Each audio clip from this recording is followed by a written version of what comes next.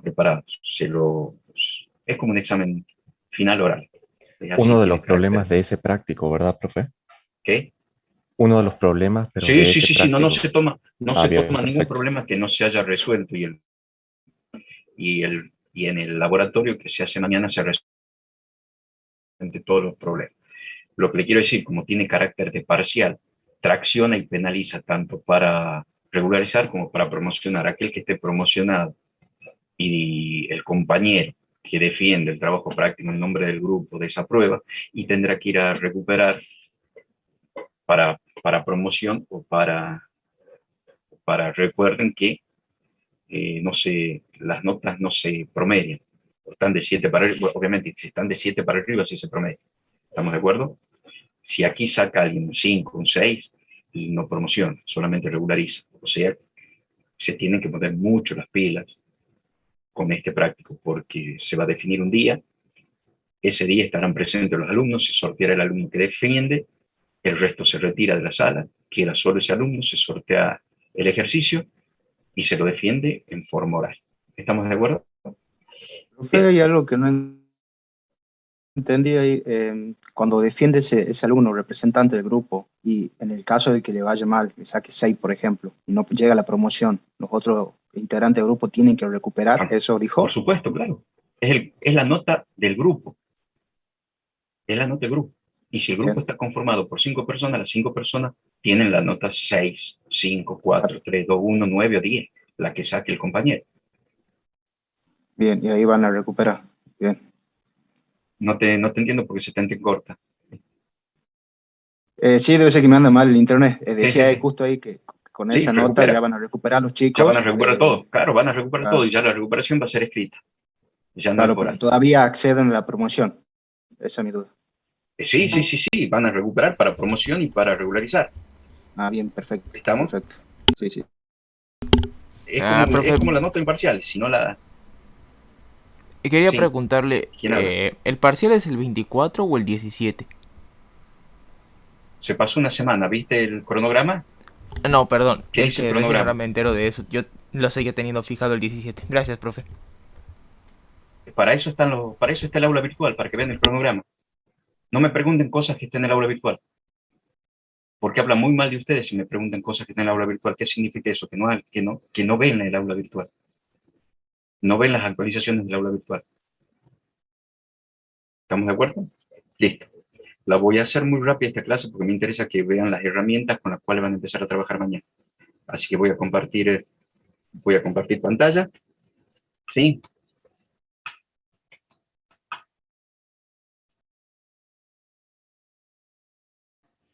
¿Están viendo? Sí, profe, sí se Sí, ve. profe, se ve. Perfecto. Buenísimo.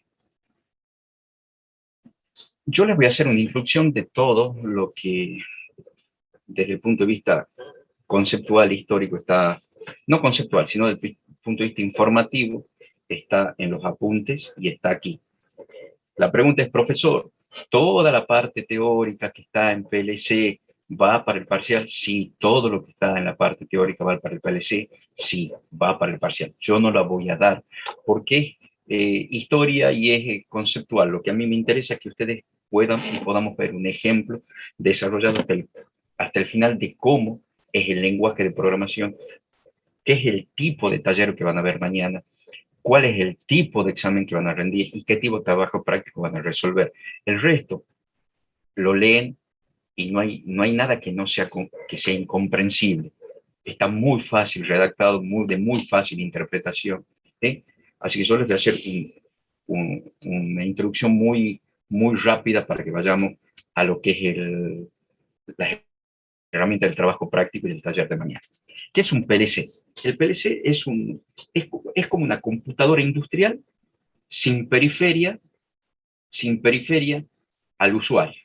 ¿Sí? En el caso de uso, obviamente para programarlo tengo un software de programación y tengo la periferia de comunicación, pero yo no tengo ni teclado, no tiene monitor, tiene todo lo necesario para resolver un diagrama en bloque del sistema de control. En realidad, el implemento físico de un diagrama en bloque es el PLC. ¿sí?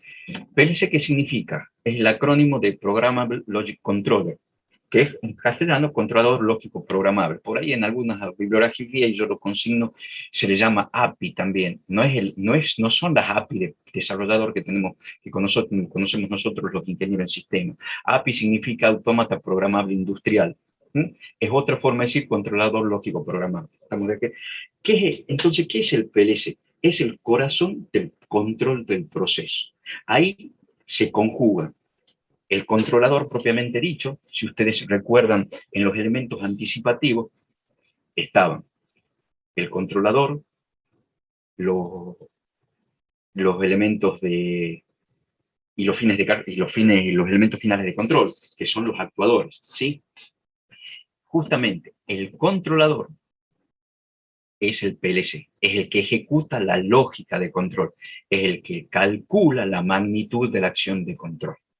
Y justamente con ese PLC que se encuentran varios módulos de entrada-salida donde se conectan los elementos finales de control, los actuadores a través de placas de salida, y se conectan los elementos de retroalimentación de H a través de placas de entrada, dependiendo que puede ser, si hay un control on-off, serán entradas digitales, salidas digitales. Si es un control PID, serán entradas analógicas, salidas analógicas para manejar elementos que varían del 0 al 100% y no tienen dos posiciones.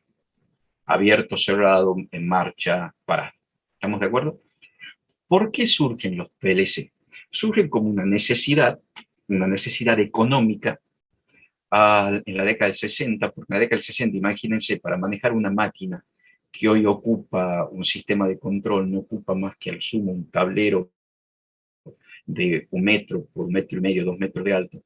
Para manejar esa misma máquina en la década del 60 se necesitaba aproximadamente una pieza con tablero similar a un curso de la facultad para manejar una máquina.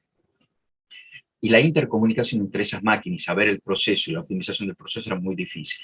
Además, realizar un cambio en la lógica, imagínense, porque era lógica de contacto, era contactores, relé, toda la operación de maniobra electromecánica, y para modificar una lógica había que cambiar todo un tablero. Entonces, primero, era muy caro.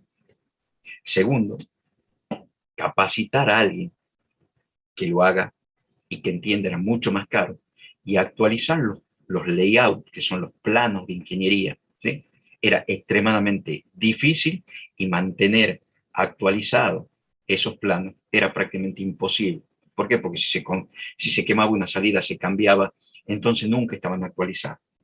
Por lo tanto, hay una empresa que le propuso, justamente ya aparecieron los primeros transistores, entonces ya los componentes electrónicos de procesamiento digital y analógico eran más frecuentes. Por lo tanto, hubo una empresa que le propuso a una fábrica automotriz generar un dispositivo que reemplazase toda esa lógica cableada de contactores y relé por un dispositivo electrónico que lo suplía y cumplía exactamente la misma función. Y es lo que llamaron PLC.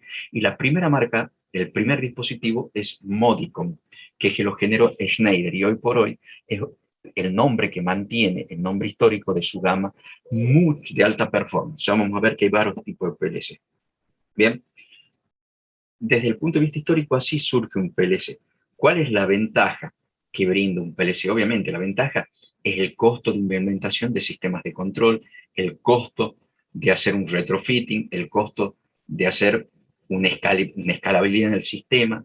Todo eso fortalece el concepto. De hecho, desde el año 60 hasta hoy, fíjense que llevan casi 70, 80, 90, casi 50 años, y el PLC no pudo ser reemplazado por ningún concepto de PC industrial que quiere competir a nivel PLC. Primero, por la robustez; segundo, por el mantenimiento; y tercero, por la capacidad de procesamiento que tiene. Estamos hablando de que un PLC, ya lo vamos a ver, cicla a razón de 25 milisegundos y una PC a 250. Entonces, lo que una PC refrescó una vez el ciclo de scan, el PLC lo hizo 10 veces. Entonces, es muy difícil. ¿Por qué? Porque la arquitectura está diseñada para eso. ¿Por qué? Porque para no tener periferia, no tiene interrupciones de entrada-salida para consultar. Entonces, en esos milisegundos le gana 10 veces en velocidad, porque la PC tiene que hacer una interrupción, tomar, procesar y responder. El PLC no, es automáticamente a través de un bus eléctrico y modulación de señal que está comunicada a la CPU con la periferia. Es velocísimo. Desde el concepto, entonces, por eso es irreemplazable. Se ha probado placas, o sea, PLC en placas de una PC industrial y no dura. No tienen la robustez eléctrica, no tienen el aislamiento, la equipotencialidad con los elementos de campo, es muy difícil conseguirlo, entonces se termina quemando o por sobrecalentamiento, o por suciedad extrema, o por vibración. Bueno, ¿cuál es la parte difícil de la implementación de un PLC? La comunicación entre los PLC, porque cada fabricante tiene su lenguaje de comunicación, obviamente con todos los elementos campo de su misma procedencia, y eso es sencillo, eso es una consecuencia y un entendimiento comercial. Siemens va a fabricar todo con un protocolo para que aquel que compre un PLC Siemens compre todos los elementos de comunicación Siemens. ¿Para qué? Porque la conectividad es fácil. Aquel que compre un PLC Siemens y otra marca de periferia va a ser difícil. Pasa lo mismo con Mitsubishi, con Schneider, con ABB, con Alan Bradley. Son todas marcas de empresas multinacionales de automatismo que crean su PLC y su periferia con un lenguaje nativo de comunicación que se llama protocolo. El lenguaje se llama protocolo, con su protocolo de comunicación nativo. Por lo tanto, es fácil comunicar con la periferia del mismo fabricante porque maneja el mismo protocolo. Entonces lo difícil es ensamblar la comunicación de instrumentos de distintos fabricantes porque manejan distintos protocolos. Ahí lo que se utiliza es un gateway, que lo que hace es el translate entre un protocolo y otro, y se ha creado protocolos internacionales donde ahora ya están puertos configurables en todas las marcas de PLC, un puerto con protocolo nativo y un puerto configurable para que se configure a un protocolo ya estandarizado, que puede ser un field bus, un Modbus. Yo les quiero comentar, el único protocolo que nosotros a nivel informático conocemos es el Ethernet y nada más, que no me acuerdo en qué norma eléctrica se basa, pero una cosa importante que quiero que entiendan: el protocolo no es lo mismo que la norma eléctrica. El protocolo se basa en una norma eléctrica. El protocolo es cómo yo envío, codifico y decodifico el paquete o datagrama, y la norma eléctrica es cómo envío físicamente esa señal a través de un medio físico. Los protocolos se sustentan en normas eléctricas. No confundan protocolo con norma eléctrica. Ethernet tiene una norma eléctrica que lo sustenta, y todos los protocolos industriales tienen una norma eléctrica que lo sustenta. Por defecto es RS485 o RS482 o RS422 de 2 o 4 hilos. La única norma eléctrica que nosotros medianamente conocemos es RS232 de 3 hilos. A veces puede ser de 5 hilos, y un RS232C de 9 hilos. Dependiendo del pinout, puedo tener menos control, más control, menos saturación de canal, pero por defecto la peor de las normas eléctricas es RS232, porque es una norma eléctrica que tiene diferencial de tensión. En cambio, RS485 y 422, 422 es diferencial en tensión, pero trabaja distinto que el RS232. La más potente es el RS485 porque es diferencial en corriente. Al ser diferencial en corriente, es menos susceptible de que entre señales espurias o ruido blanco a través del pin de tierra, que es por donde suele entrar la basura de la información y hace caer la señal. Pero bueno, eso solamente le doy a nivel informativo. Todo eso ustedes ya lo saben por comunicación. Lo que a mí me interesa es que ustedes no confundan norma eléctrica con protocolo de comunicación. ¿Qué es lo que hace difícil a la comunicación de los PLC? El protocolo. Se han estandarizado ya protocolos donde los PLC tienen dos puertos, un puerto con protocolo nativo y otro puerto configurable para un protocolo internacional. Por lo tanto, es de multiuso. Bien, eso no trae mucho más que explicar. Hay tres tipos de PLC. Que nosotros los vamos a ir hablando, y en definitiva hace que el costo de implementación está asociado a la potencialidad del mismo. El más sencillo es el que se llama el PLC compacto. ¿Por qué se llama compacto? Porque hemos dicho que el PLC tiene una CPU, como una computadora, tiene una CPU donde está el programa, se lo programa. Hay varios lenguajes de programación, de bajo nivel hasta muy alto nivel. Bajo nivel como assembler, gráfico como lo que vamos a ver nosotros, que se llama ladder. Uno que es mucho más ameno al ingeniero informático, pero no es el lenguaje nativo habitual que viene con que se programan los PLC de baja performance. Ahora sí están saliendo, que se llama FUB, que es un diagrama en bloque similar a lo que vieron en computación 1 o arquitectura o técnicas digitales, no sé cómo se llama la materia, que es diagramas en bloque, OR, ON, XOR, NOR. Hay otros que son gráficos, que son como diagramas de flujo, diagramas de bloque, y otro que es lenguaje de alto nivel, que se llama SSL, que es similar a un Pascal, pero con toda la potencialidad de las funciones de un lenguaje de bajo nivel, o al menos lenguaje gráfico. Ya lo van a ver. Bien, eso en sentido del lenguaje. Desde el punto de vista constructivo, se lo programa el PLC, el programa reside en una CPU que está alimentada por una pila. Entonces, normalmente el PLC reside en una RAM. Hay PLC que tienen una PROM, una EPROM al cuadrado, donde no hace falta de volver a cargar el programa. Entonces, si el PLC detecta que no tiene nada en la RAM, automáticamente de la EPROM o la EPROM cuadrado refresca la RAM, a pesar de que esté cortada, se corte la tensión.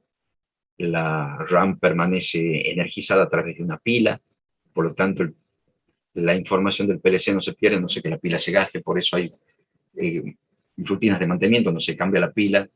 Pero bueno, eso son detalles técnicos que les voy comentando como es. El PLC más sencillo comparte todo: CPU, periferia de entrada-salida más fuente. ¿Por qué? Porque la fuente es la que alimenta toda la electrónica del PLC. Toda fuente va a estar normalizada para que trabaje con tensión y corriente industrial. Entonces, normalmente de una entrada trifásica yo tengo tres fases, RST más neutro. Entonces tomo de una de las fases más el neutro, entro con 220, alimentando la fuente, y la fuente se encarga de directamente transformar la tensión de entrada en tensión de salida de 24 volts de corriente continua. Entonces, no es solo una fuente transformadora, sino también rectificadora, porque transforma la tensión de 220 a 24 y transforma la onda de fase de alterna a continua, porque pasa de 220 alterna a 24 de corriente continua. ¿Sí? Bien, el más sencillo es ese. Hay uno más escalable que tiene mayor performance, obviamente, que es el modelo de desarrollo norteamericano, que lo maneja mucho. El mismo desarrollo de equipo lo maneja Japón, Estados Unidos, el mismo, y Europa es distinto, plenamente modular. El semimodular tiene periferia independiente y CPU y fuente en un solo módulo. Tiene ventajas y desventajas, ya la vamos a ir viendo. Y el totalmente modular, fuente, CPU y módulo de entrada-salida son totalmente independientes, montados en un bastidor conectado a través de un bus físico donde transmite datos y tensión. Eso es mucho más fácil, obviamente, pero es más caro. Aquí, ¿por qué nació el PLC? ¿Cuál es el primer PLC? El Modicon, que significa Modular Digital Controller, que lo fabricó Schneider, y hoy lo que le decía, Schneider, en su gama de alta performance, mantiene el nombre Modicon con sus versiones de Quantum, etc. Es la versión Modicon de los PLC de Schneider de alta performance, redundantes, etcétera, etcétera, etcétera. ¿Por qué se le llama API? Programable, con autómata programable industrial. ¿Cuáles son las limitaciones? Muchas veces los protocolos. ¿Cuáles son los campos de aplicación? Todo lo que es control de procesos. Es más, si ustedes quieren poner en su caso una cisterna que lleve agua en forma automática, lo tienen que poner a través de un PLC. Pueden hacer una lógica de contactores, sí, pero un relé, hoy los PLC compactos más chiquitos se llaman relé inteligente. Se lo hace a través de un relé inteligente, donde tienen señales analógicas, digitales. En lugar de hacer una lógica cableada con contactores y relé, ya no se lo hace. Parece una cosa sencilla, ¿no? Una cisterna que le lleve agua al tanque. bueno, y la domótica está basada en PLC, casas inteligentes, que yo con una tarjeta abro la casa, desde un panel, touch panel, prendo los aire acondicionados. Eso se hace con un PLC. Los inconvenientes, la administración, bien, los compactos que no separan entrada-salida, fuente, CPU, entrada y salida junta, acá en un solo bloque. La modular que separa entrada-salida respecto de la CPU y de la fuente, y la estructurada, donde cada módulo es una entidad independiente, fuente de alimentación, CPU, entrada-salida, etcétera, etcétera, etcétera, etcétera. Este es un compacto. Fíjense, esto es CPU y fuente. Hay algunos que directamente evitan la fuente y tienen entrada y salida en 220. ¿Por qué? Porque ponen en común la fase, entonces, pero es muy peligroso. Imagínense que ustedes tengan en la industria, donde se está constantemente trabajando con elementos de maniobra, tengan entrada y salida 220, tocas y quedas pegado. Por eso la tensión segura de trabajo es entre 10 volt de corriente continua y 24 volt de corriente continua. Esa es la tensión segura en industria. O sea que estos PLC, yo tengo que tener, si yo no tengo una fuente switching, poner una fuente externa y alimentar con 24 volt todo. Está estandarizado que las entradas son por arriba, las salidas por abajo. En industria, todo lo que entra por arriba y todo lo que sale, sale por abajo. ¿Ok? Entonces, este es un modular. Fíjense, esto tiene CPU y fuente, entrada y salida. Si a mí se me quema completo un módulo de entrada y no me queda otra que o hacer una extensión o tirarlo y poner otro, porque no hay manera físicamente de separar y recuperar algo. Son más económicos, pero hacen posible, no significa que sean menos potentes. Obviamente, sí son los de menos potencia, y los menos potentes son los relés inteligentes, que son más chiquitos que esto. Pero se pueden hacer muchísimas cosas. Este es el semimodular. Este es el norteamericano, modelo norteamericano de Schneider. Esto es un Schneider, fíjense. Acá tienen unas vainitas que a mí me dicen que separa periferia de entrada y salida con el módulo grande este que es fuente, completamente fuente, y este es CPU. Acá si se me quema una periferia de entrada y salida, sin ningún problema lo cambio. Ahora si se me quema la fuente o la CPU, tengo que cambiar todo el módulo. Son más caros, pero menos caros que esto. Esta serie es una serie 100% modular. Esta es una fuente, esta es una CPU, estas son periferias de entrada y salida, que pueden ser digitales o analógicas. Digitales si van a ser entradas on-off o salida on-off, y analógicas si van a ser entrada de 4 a 20 o salida de 4 a 20. O sea que yo voy a manejar un motor del 0 a 100, una válvula de 0 a 100 y no abierta cerrada como serían las digitales. Fíjense, aquí están justamente los cables de comunicación, protocolo Ethernet. En industria tenemos 3 a 4 protocolos Ethernet. Industrial Ethernet, Ethernet común, Fast Ethernet, ¿sí? Y esas son redes digitales. Las redes analógicas se basan en RS485, Profibus, Fieldbus, ¿sí? Y se diferencian no solo por el puerto. Fíjese, el puerto este es un RJ45, este puerto es un DB9. Todas las fichas y puertos de redes analógicas, ¿sí? Son DB9. Son todas DB9. ¿Sí? En este caso, el cable es un cable morado para identificar los dos tipos de red, la red analógica y la red analógica, que es la morada, red digital.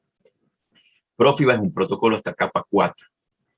Todos los protocolos industriales tienen certificado capa 4. Layer 4 del modelo ISO OSI. El único que tiene capa 7 es Ethernet, Fast Ethernet e Industrial Ethernet. Por eso estas son redes analógicas, estas son redes digitales. ¿Cuál es la diferencia? Al ser redes analógicas, son redes determinísticas, no son redes estocásticas como Ethernet. Por lo tanto, el paquete de datos es más seguro. Hay menos colisiones, es menos veloz. Acá podemos llegar a 100 megas, acá se llega a 1.2 megas, ¿sí?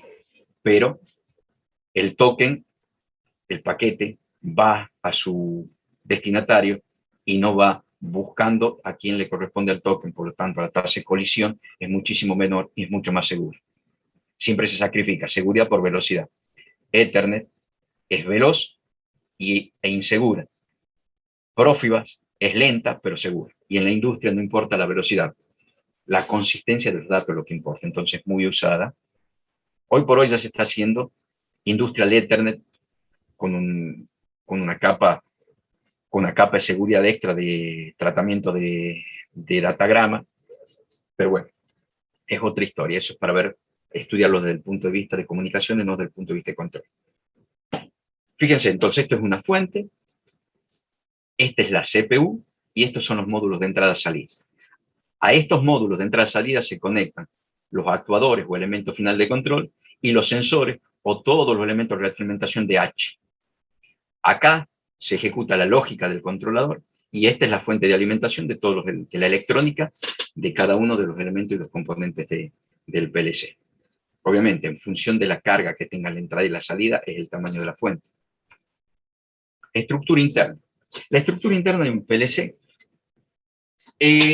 no le voy a hablar desde el punto de vista de arquitectura, sino le voy a hablar desde el punto de vista de funcionamiento.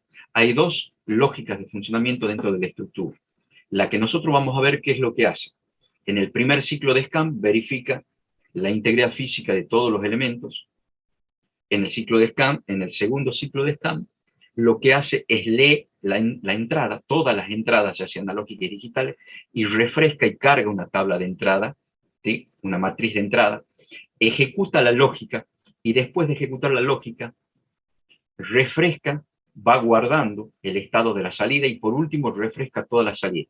Entonces, lee las entradas, ejecuta, y por último, al final, refresca la salida. Es un batch que parece secuencial, porque está en un ciclo de 25 milisegundos, entonces no nos damos cuenta, pero en realidad es un batch.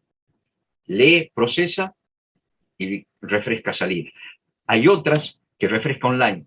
Lee la entrada, ejecuta y automáticamente en ese mismo instante actualiza la salida. Es por eso que aquí hay que ver en qué orden se van trabajando las salidas. ¿Para qué? Para que cuando refresque quede actualizado la última transformación que yo pedí. No se va a dar. Prácticamente es muy difícil no equivocarse, pero hay a veces que yo espero un refresco y en el segundo ciclo no se ejecuta lo que quiero. ¿Por qué? Porque ha quedado la salida en un estado que yo no esperaba. ¿Por qué? Porque yo pensé que se cambia online y no se cambia online. Actualicé 2-3 veces y me quedo con el último estado. El último estado es el que refresca. ¿Sí? En definitiva es eso. Lectura de entrada, procesamiento, salida, cómo lo guarda el módulo. Bien, ya les comenté que hay varios lenguajes de programación. Hay un lenguaje de programación que es el de más bajo nivel, que ustedes creo que no sé si lo habrán visto, no sé si ven algo de Assembler cuando ven ciclo de fetch, no sé si lo ven en el ciclo de fetch todavía en computación 1, pero bueno, cuando yo estudiamos qué es el ciclo de fetch, que es el que llaman ustedes overclockear al micro hoy. El overclockear es sacar el ciclo, el white state, el ciclo de espera en un ciclo de fetch. El ciclo de fetch es lectura, proceso y refresco. Si yo elimino el white state, el tiempo de espera, es lo que nosotros llamamos overclockear hoy un micro, o ponerle el turbo cuando era para aquel que tenía una máquina que tenía un turbo, era sacarle white state al ciclo de fetch. Pero todos esos ciclos están escritos en Assembler. Hay un lenguaje de muy bajo nivel que me permite hacer cualquier cosa, que es el Assembler. Y acá se llama AWL. Hay varios gráficos. El más simple, que para nosotros los informáticos sería lo que vemos en computación 1, que son los diagramas en bloque, OR, AND, XOR, NOR. Bueno, lamentablemente, como un lenguaje de PLC surgió, y el PLC surgió como sustituto de diagramas eléctricos, el diagrama natural o el programa natural con que vienen todos los PLC para ser programados se llama ladder o escalera o diagrama en bloque, ¿sí? O diagrama de contacto, que tiene una connotación eléctrica. Entonces nosotros vamos a aprender a utilizar el día de hoy. Bien. Hay lenguajes de alto nivel, como les dije también, que puede ser graph, high graph, que se programa como diagramas de flujo, y otro directamente con lenguaje de alto nivel similar al Pascal, que se llama SCL. Bien. Le presento al esquema de un lenguaje ladder. Cada una de las líneas se llama segmento. Y el PLC, cuando después que hace el scan físico de periferia, ejecuta el programa que está cargado en la RAR como si fuese un repeat forever. En realidad no es como si fuese, es un repeat forever. Y lo hace en forma secuencial. Comienza por el 1, sigue por el 2, por el 3, por el 4. Si yo estoy en AWL, puedo tener saltos incondicionales o saltos condicionales. Se lo hace en esa secuencia también. ¿Ok? Es un repeat forever de cada uno de lo que en ladder se llama segmento. En algunos lenguajes de programación se permite esta conceptualización. Que el ladder, que es lo que nosotros vamos a ver, diagrama de contacto o escalera, solamente es como si para nosotros los informáticos fuese un if, then, un if, then. No tengo else, es el antecedente y el consecuente. Si pasa esto, ocurre esto. Lo que está en paréntesis, lo que está representado por un paréntesis, se llama bobina. La bobina es la salida o el antecedente o el consecuente. Solo va a ser verdadero si el antecedente es verdadero. Si el antecedente es falso, el consecuente es falso y la salida va a ser 0.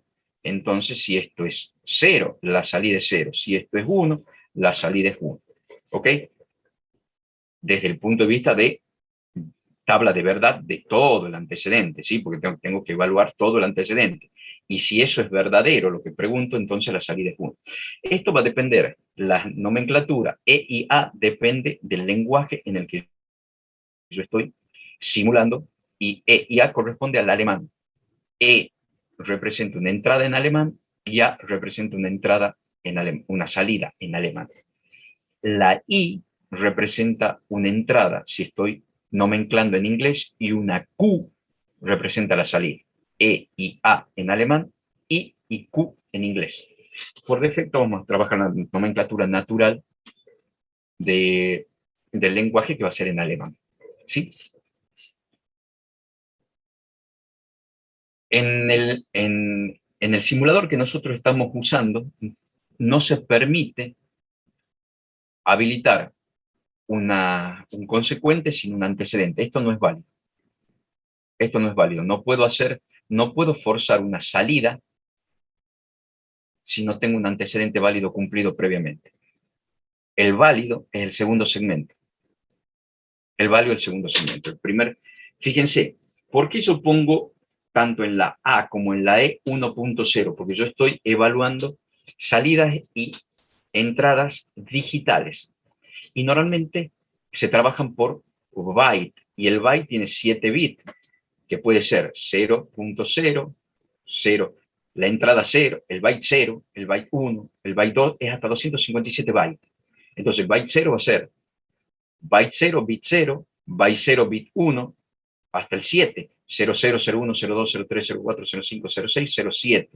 Y paso al byte 1, 10, así hasta el 17.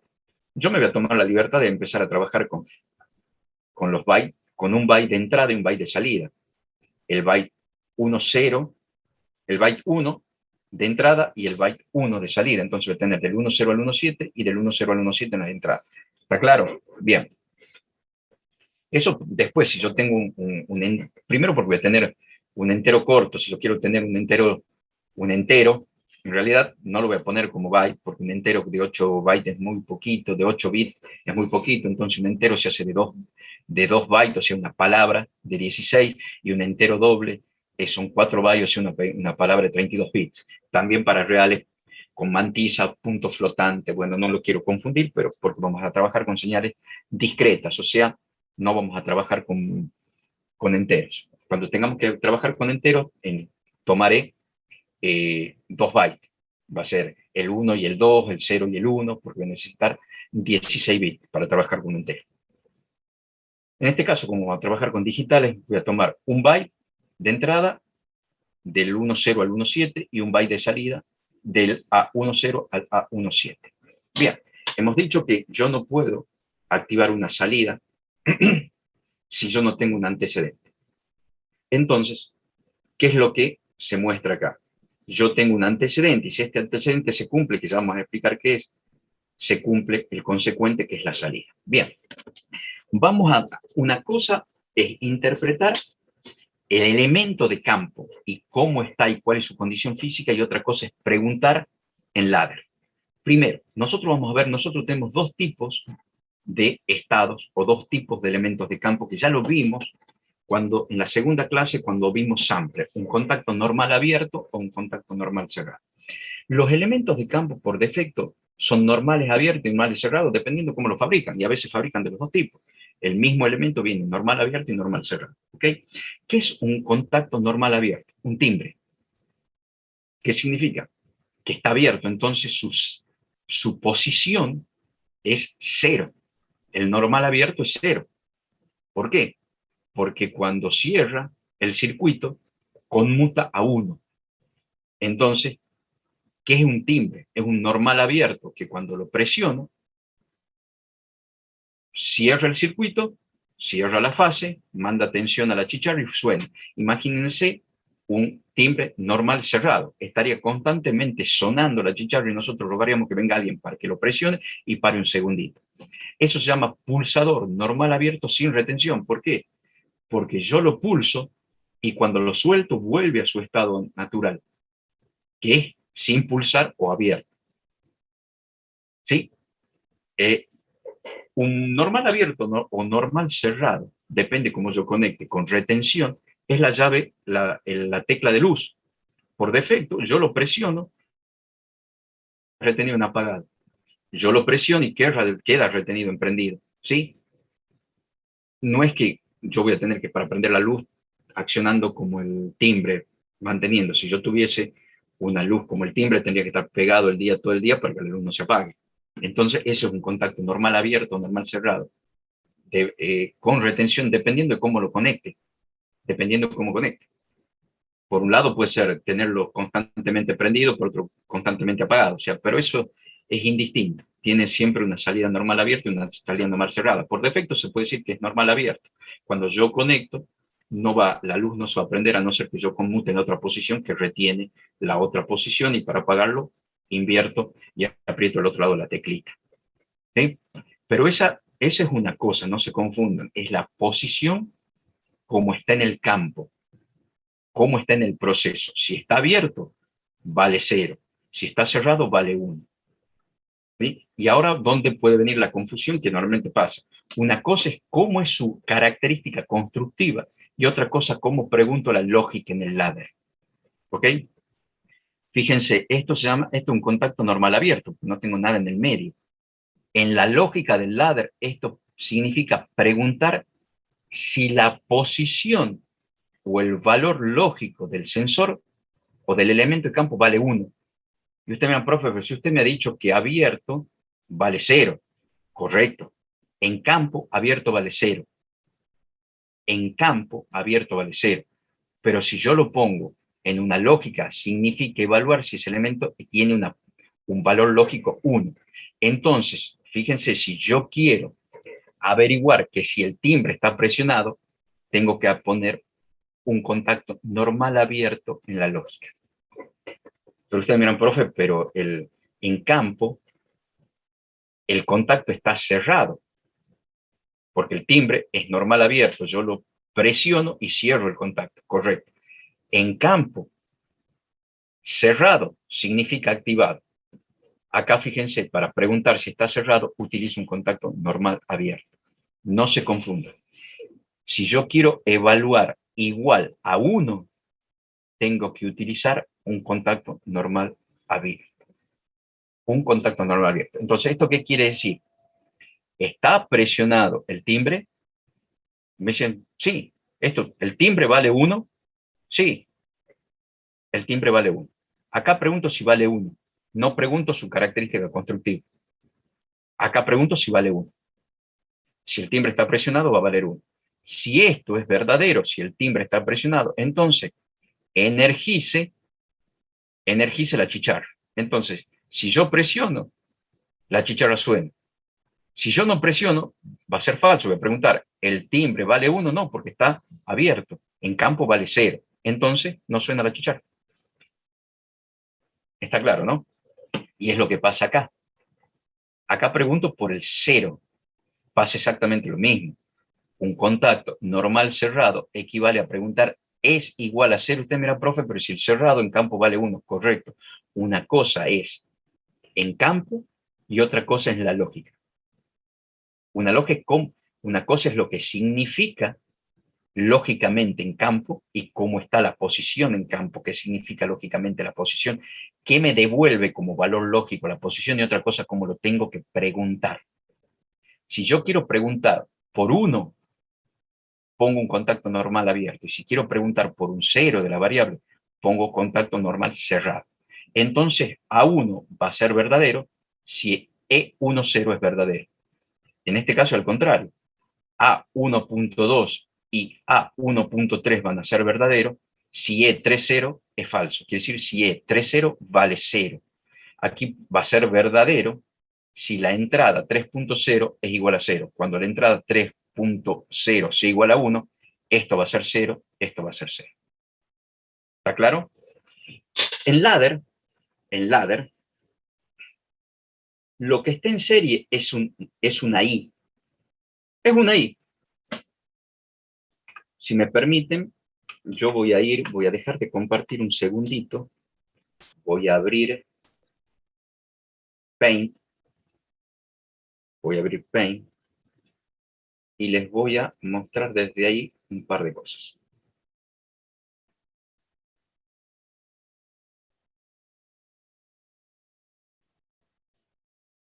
Voy a compartir Paint. En ladder,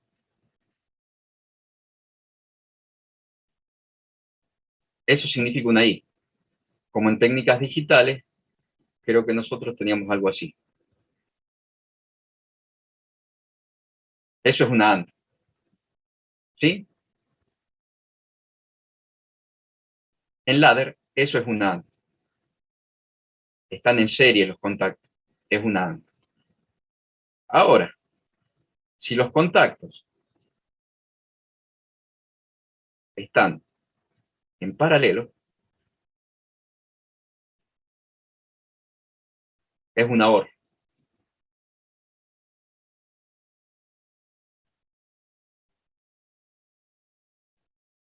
¿Mm? Una OR. Y en el ejercicio nosotros tenemos esto, y supongamos que tengamos esto. Tengo una OR y una AND. Entonces, ¿qué sería? Tengo la AND, esta que sea 3, supongamos, esto sea 1 y esto sea 2. 3, tengo una AND, ¿sí? Y eso tendría esta, que para mí sería esa así. Vamos a hacer grande ahí. Una AND, donde una de las patitas de la AND sería esta. Y la otra patita de la AND sería una OR.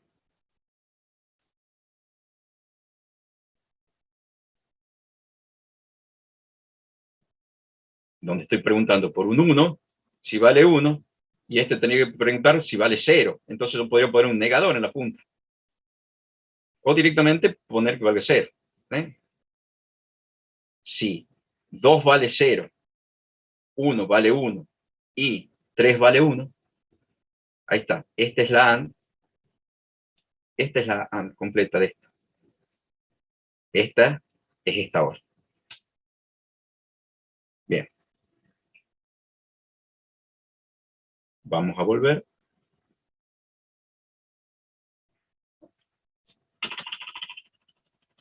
Ya volvemos a la presentación. 2 segundos. Bien. Vamos a compartir pantalla. Entonces, esta es una AND. ¿Qué quiere decir? Que A1.4 va a ser solo verdadero si E1.0 es igual a 1 y E.2.0 es igual a 1. Es como la tabla de verdad de la AND. solo va a ser verdadero si estos dos son verdaderos. Si este vale 1 y este vale 1, entonces esto vale 1.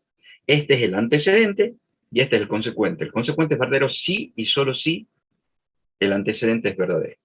En este caso, A1.5 va a ser verdadero ¿cuándo? Cuando E2.0 o E4.0 valga 1, alguno de los dos, y E6.0 valga 0. Recuerden, aquí estoy preguntando si E2.0 vale 1, si E4.0 vale 1 y si E6.0 vale 0.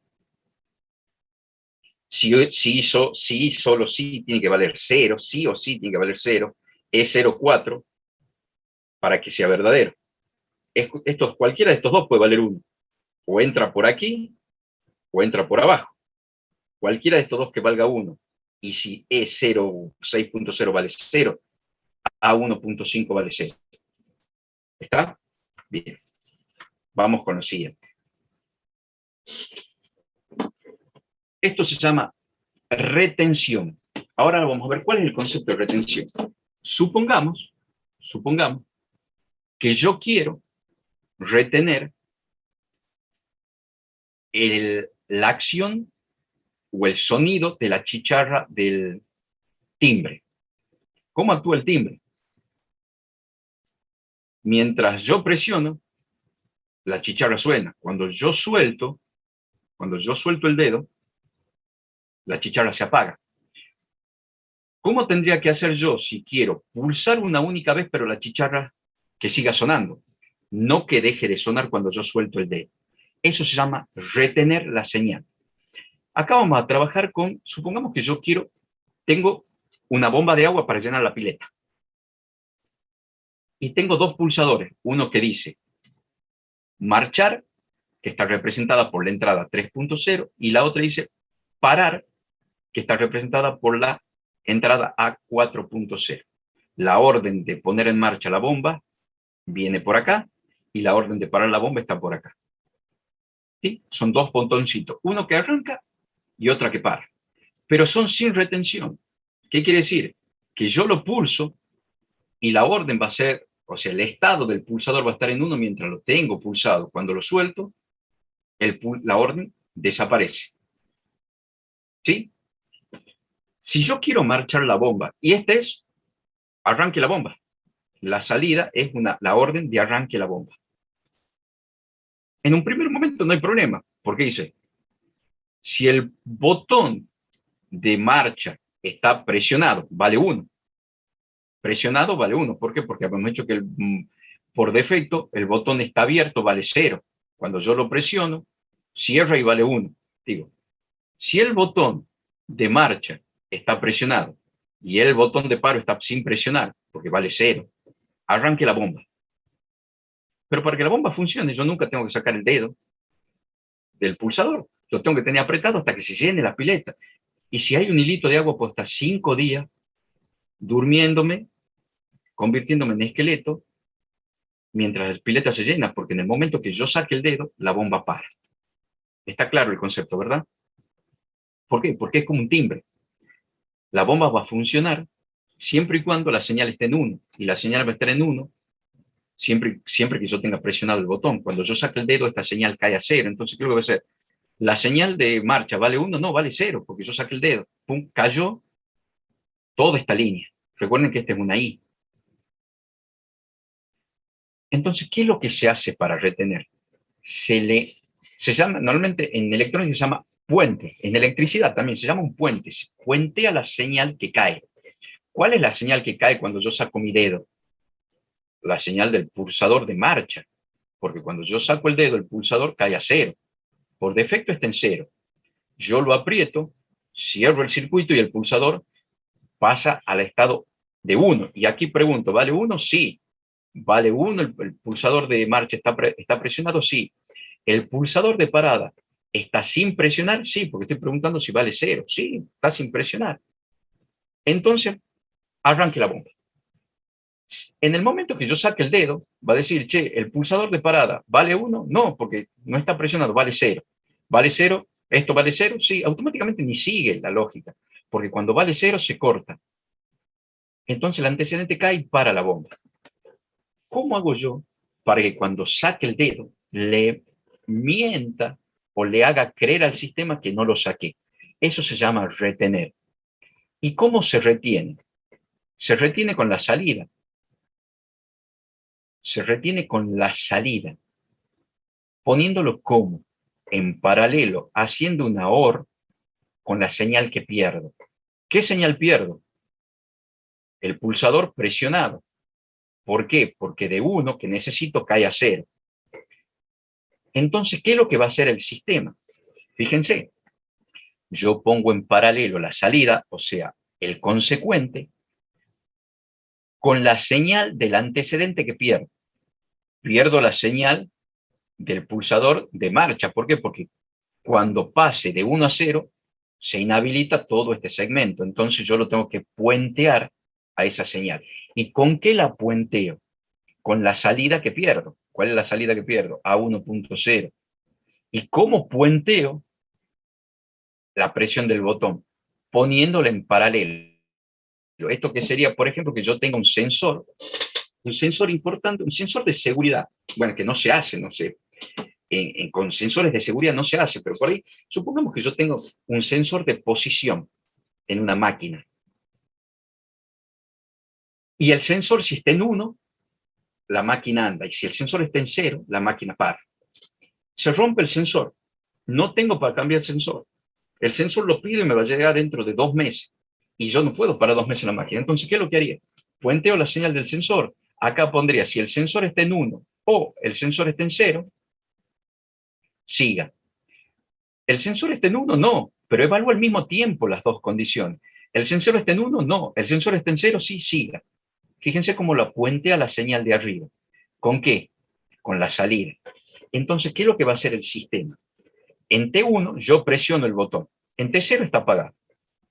Le está apagado. En T1 da un ciclo porque es un repeat forever. Entra por aquí. ¿Esto en cuánto vale? 0, porque la salida está sin activar. La salida está sin activar. Presiona en T1, me encuentra con el botón de marcha presionado. Dice, ¿el motor de marcha vale 1? Sí. ¿Está presionado? Sí. ¿El botón de paro está presionado? Sí. Arranque la bomba. Y empieza, arranque la bomba. Esto está en 1. Yo ya saqué el dedo. Yo lo presioné y saqué el dedo. Vuelve a ejecutar toda la rutina y en T2 dice, E30 vale 1, no, porque ya el dedo está suelto. Pero también pregunta, ¿o E10 vale 1? Sí, lo puse en T1, lo puse en 1. Porque todavía no cayó. Caería si yo no tengo el segmento de abajo, porque evalúa primero estos dos y después evalúa la segunda instancia. En este caso dice, che, E30 vale 0, pero A10 vale 1, porque yo lo puse en 1, cuando presioné el botón en T sub 1, A10 valió 1. En el segundo, en T sub 2, E30 vale 0, porque yo saqué el dedo, pero A10 valió 1. Entonces no sigue por arriba, sigue por abajo, porque se tiene que cumplir esto, las dos cosas, esto o esto. No se cumple lo de arriba, pero se cumple la rama de abajo. Entonces pregunta, por la rama de abajo que sí, ¿la bomba está en marcha? Sí, siga. ¿Está presionado el pulsador de paro? No, siga en marcha. Entonces, en T1 entra por arriba y en T sub 2 hasta N entra por abajo, entra por acá, entra por acá. ¿Cuándo va a parar? Cuando se presione el botón de paro, porque acá está contemplando que el botón de paro vale 0, ¿qué quiere decir? Que no está pulsado. Entonces, en el momento que se pulse, va a valer 1. Lo va a evaluar, va a decir, che, ¿la bomba está en marcha? Sí. ¿El pulsador de paro está en reposo? ¿Vale 0? No, lo acaban de pulsar, pare la bomba. Entonces se hace falso, esto es verdadero, pero esto es falso, entonces queda acá. ¿Por qué falso? Porque no vale 0. Al pulsarlo, el botón de parada pasa a 1. Entonces, al ser falso 0, queda en esta entrada. Al ser falso esto, hace falso el resto, porque esto es una I. Y cae la bomba. Está claro, ¿no? Eso se llama retención. Esto es un oscilador. ¿Qué es lo que permite un oscilador? Pasar de 1 a 0, 1 a 0, hacer una onda cuadrada. 1 a 0, 1 a 0, 1 a 0, 1 a 0, 1 a 0. Y fíjense cómo hace. Invirtiendo la entrada, porque acá dice, cuando la entrada valga 0, que es por defecto arranque en 0 la entrada, ponga la salida en 1. En el segundo, ¿la salida vale 1? Sí. Ponga la entrada en 1. Dice aquí, ¿la salida es 1? No. Cae la entrada a 0. La salida cae a 0, sí. Cae la entrada a 0. ¿La entrada es 0? Sí, vale 0. Ponga la salida en 1. ¿Es la salida en 1? Ponga la entrada en 1. ¿Es la entrada igual a 0? No, falso, porque la entrada está en 1. La acabo de poner en 1 acá. ¿La entrada es igual a 1? ¿La entrada es igual a 0? No, falso. Cae. Pasa la salida a 0. ¿La salida es 1? No, porque 0 acaba de caer. Entonces, cae la entrada a 0 y vuelve. 0, 1, 0, 1, 0, 1, después de 2 ciclos. Entonces, ¿qué consigo? La onda senoidal, que eso está en función del ciclo de lectura. Ahora me dirán, profe, ¿cómo hago yo si yo no quiero un oscilador porque acá, si yo tengo el ciclo de lectura muy rápido, va a ser una frecuencia enorme el oscilador. ¿Cómo hago yo un oscilador con una frecuencia mucho más grande? Bueno, ahí se ponen temporizadores, que lo vamos a ver más adelante. ¿Qué es acá? Hay dos tipos de temporizadores. Uno, un temporizador que se llama retardo a la conexión y otro, un temporizador que se llama retardo a la desconexión. ¿Qué diferencia hay entre uno y el otro? Por ejemplo, ¿qué es un temporizador? Cuando ustedes bajan de un ascensor, y está el pasillo oscuro, tienen un botoncito con una lucecita roja, que ustedes lo aprietan y después de un tiempito se apaga. Ese es un temporizador. ¿Un temporizador de qué? De retardo a la desconexión. ¿Por qué? Porque pasa de 1 a 0. ¿Ok? Es un temporizador, algo que retiene y demora el paso de algo. Obviamente, como lo dice el nombre, retardo a la conexión, ¿qué es lo que hace? Retarda un 1. Retarda un 1. Si yo no tuviese un temporizador acá, cuando se hace 1 la entrada, automáticamente se hace 1 la salida. Es lo que veníamos viendo. Si yo quiero demorar el paso de este 1, voy a poner un retardo a la conexión. ¿Qué demora? El paso del 1 de la entrada a la salida, el tiempo que le pongo o le cargo al temporizador. Entonces, ¿qué va a hacer? Si yo a este temporizador le pongo 10 segundos, que es lo que dice, una vez que sea E1.01, después de 10 segundos, A2.0 va a ser igual a 1. Si yo no tuviese el temporizador, es 1 acá, instantáneamente 1 se hace la salida. Al poner el temporizador con retardo a la conexión, que quiere decir que demora el paso de un 1, cuando sea 1 esta entrada, va a empezar a contar el contador, el temporizador. Después de cumplido los 10 segundos, recién pasa el 1 a la salida. Retarda la conexión, retarda el 1. Si dentro de esos 10 segundos que va corriendo, la entrada cae de 1 a 0, automáticamente se resetea a 0 el temporizador. Solamente se activa cuando ve un flanco positivo de 0 a 1. Entonces, si esta entrada está en 0, se pone en 1, se dispara. Después de 10 segundos, activa la salida. Si dentro de esos 10 segundos AUE10 cae a 0, automáticamente se desactiva el temporizador y la salida nunca transiciona de 0 a 1, porque no pasaron los 10 segundos. Típico caso de cuando se está llenando un tanque. Es una seguridad que se utiliza cuando se llena un tanque industrial. Cuando se llena agua, ¿qué es lo que se produce cuando están llenando la pileta? Se produce un oleaje. Entonces, si el oleaje toca el sensor, suponiendo que el sensor es normal cerrado, entonces sin detección de líquido es 0 y con detección de líquido es 1, cierra, normal abierto, quiero decir. Entonces, cuando toque el agua va a pasar a 1, cuando baje el agua pasa a 0. Entonces, hacer 0, 1, 0, 1, 0, 1, 0, 1, 0, 1. Entonces, ¿para qué se pone un temporizador? Para estabilizar y filtrar esos oleajes. Entonces se puede decir, mira, cuando la señal sea franca en 1 durante 15 segundos, recién decime que el tanque está lleno. Entonces, mientras era 0,1, 0,1, 0,1, 0,1, 0,1, a mí no me va a marcar que está lleno el tanque. Supongamos que yo tengo una lucecita cuando el tanque esté lleno, una lucecita verde, que se va a prender una lucecita verde cuando el tanque esté lleno. Si el agua pasa por el oleaje, entonces le pega al sensor y le deja de pegar. La lucecita va a ser prende, apaga, prende, apaga, prende, apaga, prende, apaga, prende, apaga. Entonces yo no voy a saber cuándo está lleno y cuándo está vacío el tanque. Entonces, ¿qué es lo que se hace? Se le dice, mira, cuando la señal del sensor esté 15 segundos continuo, sin perderse, quiere decir que el tanque esté lleno. Entonces quiere decir que el agua tiene que estar tocando al sensor sí o sí durante 15 segundos para recién que la luz se ponga en verde.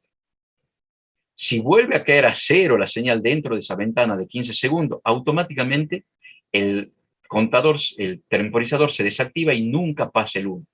Tiene que estar siempre en 1 durante el tiempo del temporizador para que el 1 pase a la salida.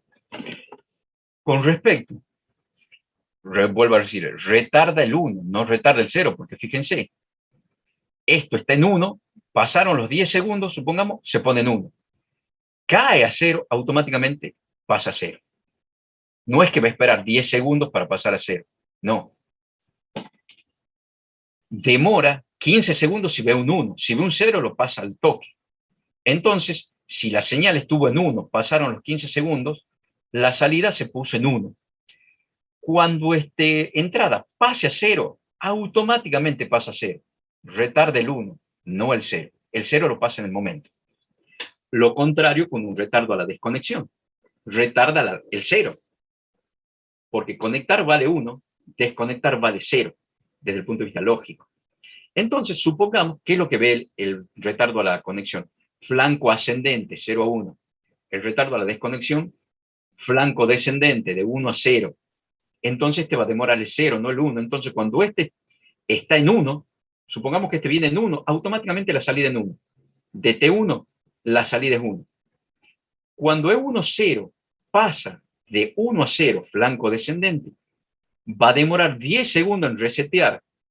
Fíjense cómo tardaría este. En T0 es 0. 0 y pasó 0. En T1 se pone en 1. La salida es 0. T2, 1, 0. T3, 1, 0. T4, 1, 0. T5, 1, 0. Está pasando el color segundo. T6, 1, 0. T7, 1, 0. T8, 1, 0. T9, 1, 0. T10, 1, 1. ¿Está? Acá pasa al revés. Acá me encuentro en 1. Perfecto, se cumplió los 10 segundos, paso a 1. Ten 1. Supongamos que caiga la de arriba. Pasa el 0 inmediatamente. Y aquí, ¿qué es lo que hace? El 0 es inmediato a 2.0. Acá, en cambio, me encontró en 1, cayó a 0 y empezó a pasar el contador. No va a caer a 0 la salida hasta que no pasen los 10 segundos.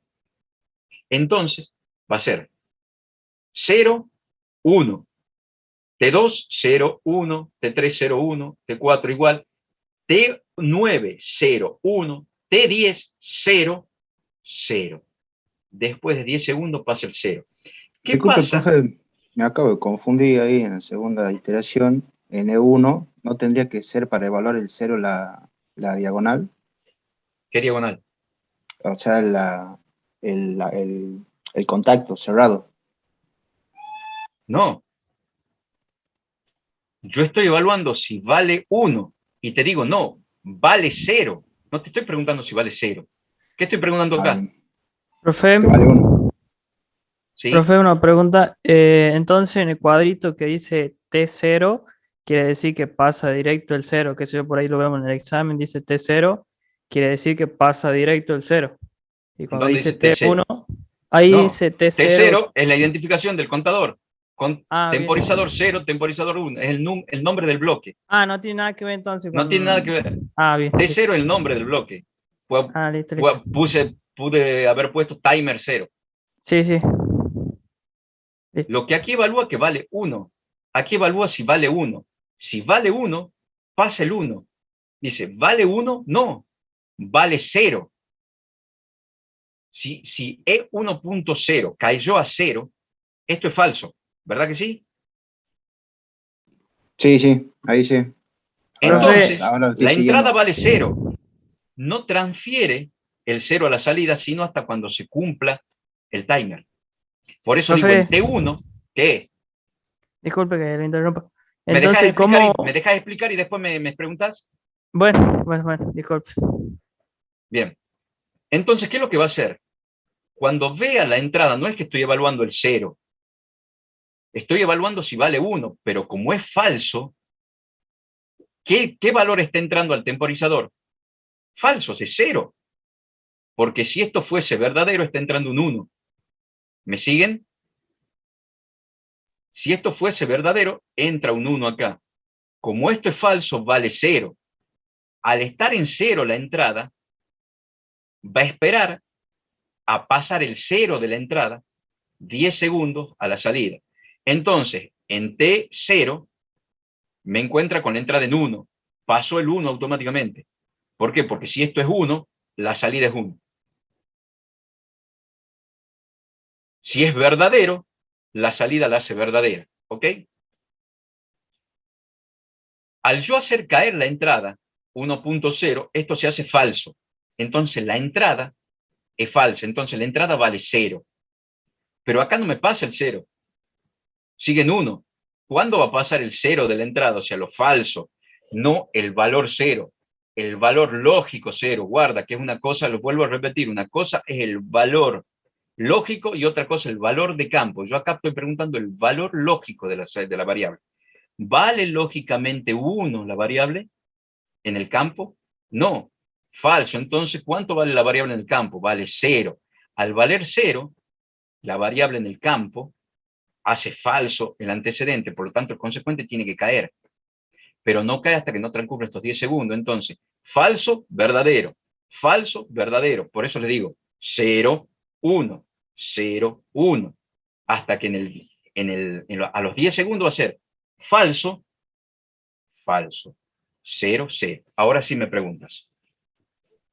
Sí, quería preguntar si siempre van a estar ubicados de esa manera. O sea, primero el retardo a la No, conexión y no, después...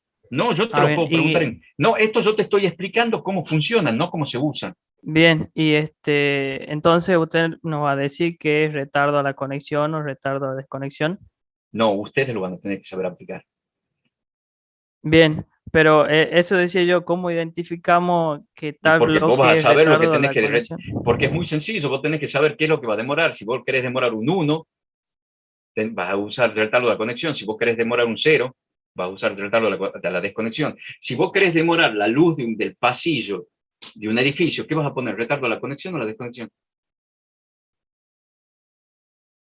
Si quiero demorar la luz, ¿Sí? retardo a la conexión. No. No, No, perdón, al a revés, la desconexión, al revés, al Claro, revés. porque el retardo a la conexión, ¿qué vas a hacer? Que esté más tiempo a oscuras. Sí, sí. O ¿Te sea, das cuenta? cuando prende la luz, pasa el 1 directo y ahí Y nomás exacto, está en 0 y retarda, digamos. exacto. ¿Te das cuenta cómo solo te estás dando cuenta? Sí, o sea, usted nos va a decir, por ejemplo, que No, si yo yo en no, el el parcial, problema. Yo por no te voy a eso, decir nada. El en el problema te lo problema, dice. tipo así como me dijo recién, que tiene que Tal cual, usar sí, sí. para... Ah, Tal listo, cual, listo. tal cual. Excelente, excelente la pregunta. El problema te va a decir qué es lo que te requiere. Vos vas a saber qué utilizar, un retardo a la conexión, un retardo a la desconexión. Ya lo vamos a ver en el ejercicio 7 del práctico 9, que lo resolvemos ahora. Por eso quiero llegar rápido ahí. Listo, profe, gracias. ¿Listo? Vale, vale, vale. Bien. Fíjense en el ejemplo de abajo. Yo tengo dos salidas y dos timers. El T0 y el T1 es lo que decíamos, es el nombre del bloque. Timer 0, timer 1. Fíjense cómo trabaja acá. El timer 1, el timer 0 es retardo a la conexión. Y el timer 1 va a ser el retardo a la desconexión. ¿Ok? El retardo a la conexión, ¿qué es lo que hace? Demora el 1. Entonces, por defecto, vienen todas las entradas en 0. Entonces, todo esto es falso. Todo esto es falso. Está apagado. Yo prendo y activo la entrada E1, 0, la pongo en 1. Al poner la E1, 0 en 1, pregunto, ¿vale 1? Sí. Entonces mira un 1. En T1, ¿esto vale cuánto? 0, porque esto es un retardo a la conexión. Entonces en T1, esto vale 0. Van a seguir 10 segundos, tienen que pasar hasta que esto valga 1. Entonces, ¿por qué yo pregunto por T0? Fíjense, yo puedo preguntar por la salida o por el estado del timer. El timer, cuando se cumplen los 10 segundos, pone su salida en 1, que esta es la Q, la salida del timer. El timer vale 0 mientras está corriendo. Cuando se cumplió los 10 segundos, el timer pasa a un estado lógico de 1. Ese estado lógico de 1 se lo transfiere a la salida. Cuando Q del timer vale 1, le pasa el 1 a la salida. Entonces lo mismo que yo pregunte por A2.0 o por el estado del timer. ¿Está claro? Entonces fíjense lo que hago acá. Pregunto por el timer. Si el timer vale 1, retenga 5 segundos y recién pasa el 0. Acá no pasa nada porque el timer vale 0. Entonces, ¿qué? Al ser retardo a la desconexión, esto sigue valiendo, ¿cuánto? 0. 0, 0, 0, 0. Como estaba en 0, vale 0 al toque.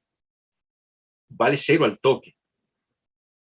Porque si ustedes me dicen, profe, el retardo a la desconexión va a valer, va a retardar el 0. Pero si ya viene en 0,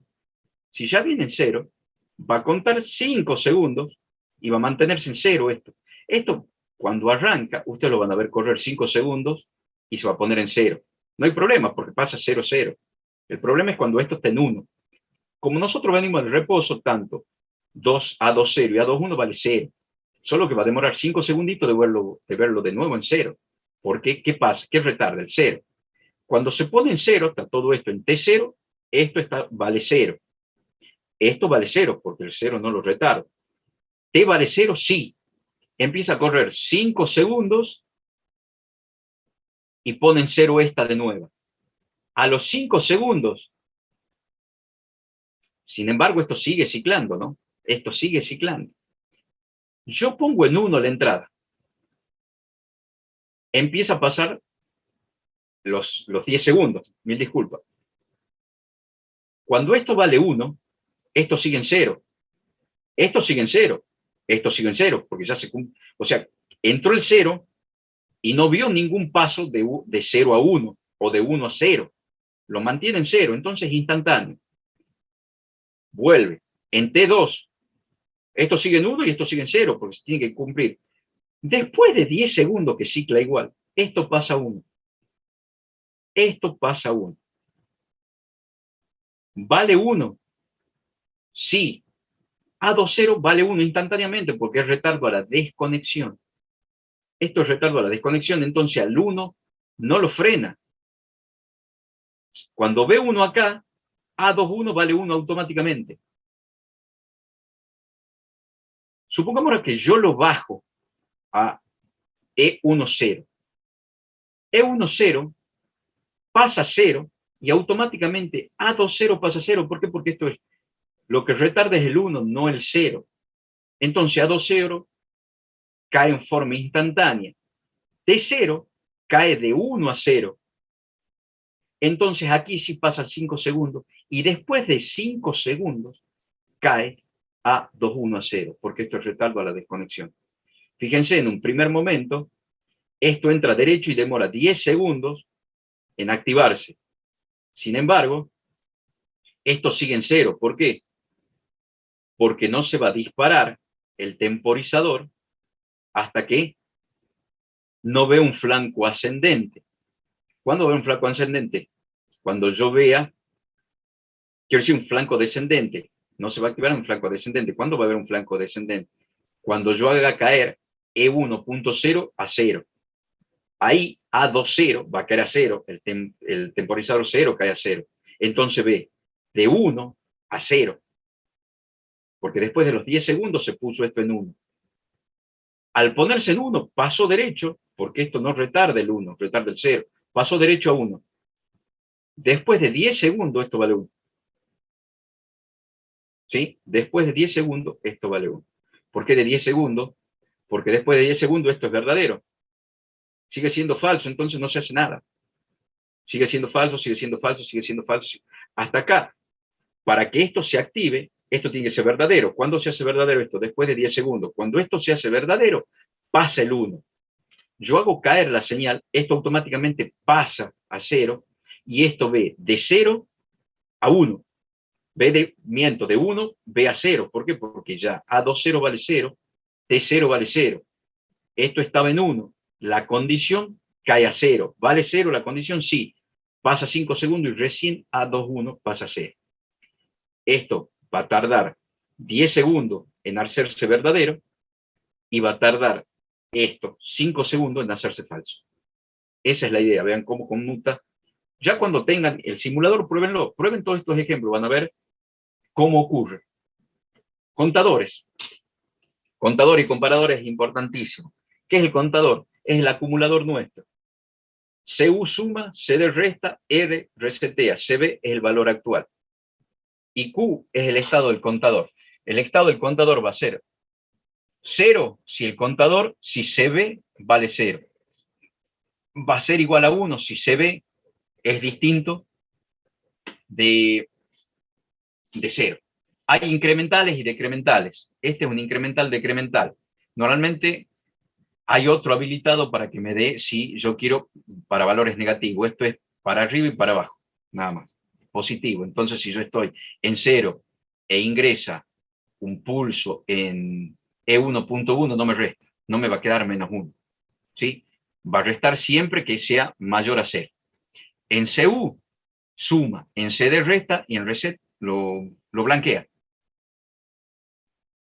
Se pone en su estado lógico en 1, cuando CB es mayor que 0, Q es igual a 1, por lo tanto, le transfiere Q a la salida A01. Y el nombre S1, contador 1, como T0 es timer 0. Bien, ¿qué es lo que va a hacer aquí? Va a sumar cuando esta entrada sea verdadera. Cuando E1.0 sea 1, suma. Cuando E1.1 sea 1, resta. Y cuando E1.2 sea igual a 1, resetea. Normalmente esto también son pulsadores, son pulsitos, no es que quede retenido. ¿Sí? No es que quede retenido. Normalmente es un pulso que suma, un pulso que resta, un pulso que resetea. Y esto es un X igual a X más 1, que es cuando nosotros vamos acumulando. Es un contador, ni siquiera un acumulador, porque el acumulador es igual a C igual a, ponele, A igual a A más B. ¿Sí? Eso es un acumulador para nosotros. A igual a A más B. Este es X igual a X más 1. Para nosotros es X igual a X más A, o X igual a X más B, ese es un acumulador. Este es un contador. X igual a Y más 1. Suma 1 solamente. CU suma 1, CD suma 1. El acumulador es otro tipo de bloque. Y el comparador es una comparación lógica. Tengo varios comparadores. Igual, menor, mayor igual, menor igual. Este es un comparador de mayor igual que compara la entrada 1 con la entrada 2. ¿Y cuándo va a ser verdadero? Si la entrada 1 es mayor o igual que la entrada 2, el estado lógico del comparador se pone en 1. Entonces da la salida 1 y te da un estado lógico 1. Mientras la entrada 1 no sea, o sea menor a la entrada 2, la salida lógica va a ser 0. Entonces yo puedo preguntar por el comparador igual a 1, si solo si hago la comparación. Entonces supongamos, si yo tengo 2 mayor o igual que 4, es falso, entonces el estado es 0. 4 mayor igual que 2, verdadero. La salida del comparador es igual a 1. Eso es para activar. Yo puedo tener una salida acá. O activo una salida, o fíjense lo que yo puedo hacer con cualquiera de estos bloques. O activo una salida y pregunto por la salida, o pregunto por estado lógico del bloque, del contador, del comparador. ¿Está? Flip-flop. ¿Qué son los flip-flop? Son biestables. Estos son como las llaves de la luz. Retienen la posición. No importa, pero no, con la característica que no son ni normal abierto ni normal cerrado. Por defecto es un valor lógico 0. Valor lógico 0. Yo puedo, al igual que todo bloque, puedo asociarle una salida por preguntar por el estado del flip-flop. Yo a cada bloque le puedo poner nombre. FP1, FP2. ¿Y qué es lo que hace? Un set reset, eso ya lo vieron, el flip-flop o biestable en arquitectura. Creo que ven, arquitectura o no sé cómo se llama, técnicas digitales, computación 1. ¿Qué es lo que hace? El set pone en 1 y el reset pone a 0 el bloque, sin importar el estado de la entrada. Por ejemplo, acá puede venir un pulso. Se pone un 1 y lo seteo. No es que va a caer cuando yo suelte el botón, no. Lo ve al flanco y retiene el set. Acá vengo, pulso y cae a 0 la señal de entrada, lo mismo quedó en 1, no es que esto se vuelve a 0. Ahora sí, yo lo tengo que resetear, sí, tengo que hacer otro pulso en la señal de reset. ¿Por qué? Porque si no, si yo no lo reseteo, nunca vuelve a 0, porque es con retención de posición. Si entra un 1, retiene. Si entra un 1, resetea. ¿Y qué diferencia hay entre el SR y el RS? Que si entran las dos señales al mismo tiempo, el SR prioriza el set. Si entra un 1 al mismo tiempo, tanto en la E10 como en la E11, se setea. Y en este set reset, lo resetea. Esa es la única diferencia. Cuando entran al mismo tiempo las dos señales. Es la disyuntiva. ¿Qué hace si entra al mismo tiempo? El set reset, el SR, setea. El RS resetea. Retiene el 0, acá retiene el 1. ¿Ok? Y acá la diferencia... bueno, eso listo. Ya está. Ahora vamos con el ejercicio. Luego vamos a ver una diferencia de retención con flip-flop. ¿Cuándo se retiene y cuál es la desventaja de un flip-flop? ¿Cuál es la desventaja del flip-flop? La desventaja del flip-flop es que yo tengo que, si la variable al final del proceso tiene que quedar en 0, no me tengo que olvidar de resetearla. Y a veces me olvido de resetearla y se me hace mucho confusión en la lógica porque me olvidé de resetear. Una cosa, ya van a ver, retener. La retención que vimos nosotros, que es engañar o puentear, cae por la misma lógica. Acá no, acá tengo que forzar el 0. Bien, ¿cuál es el objetivo de este práctico?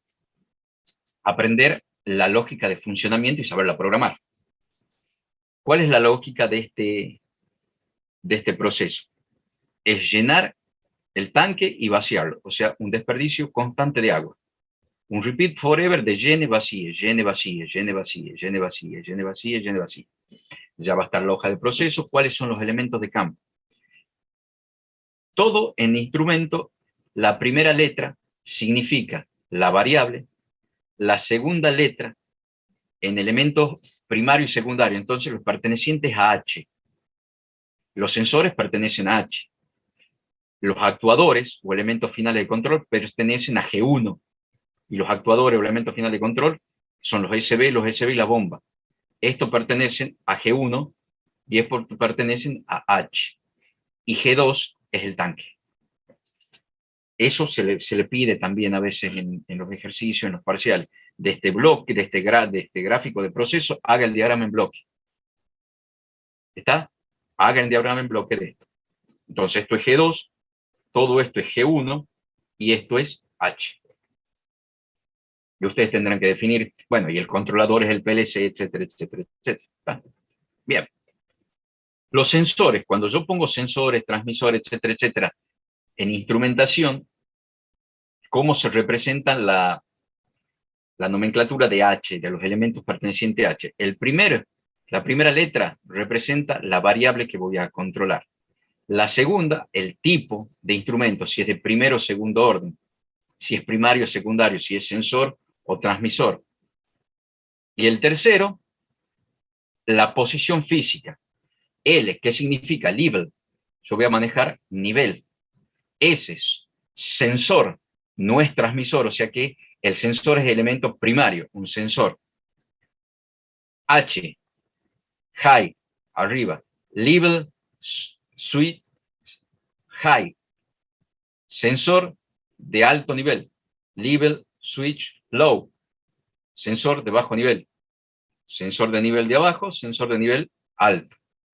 SB, solenoid valve, válvula solenoide. ¿Qué quiere decir? Que es una electroválvula que se energiza, genera un campo electromagnético, el campo electromagnético genera un imán, el imán chupa un vástago y al correrse el vástago permite el ingreso de agua. ¿Sí? solenoid valve 2 y bomba. ¿Sí? Ese es el esquema. Ahora hay que automatizar, hay que hacer el ladder para que esto llene y vacíe, llene y vacíe, llene y vacíe, llene y vacíe. Todos los elementos de maniobra son accionamiento on-off. Entonces, abre, cierra, con nivel, sin nivel, marcha, parada. Son on-off. O sea que nosotros vamos a hacer un control on-off.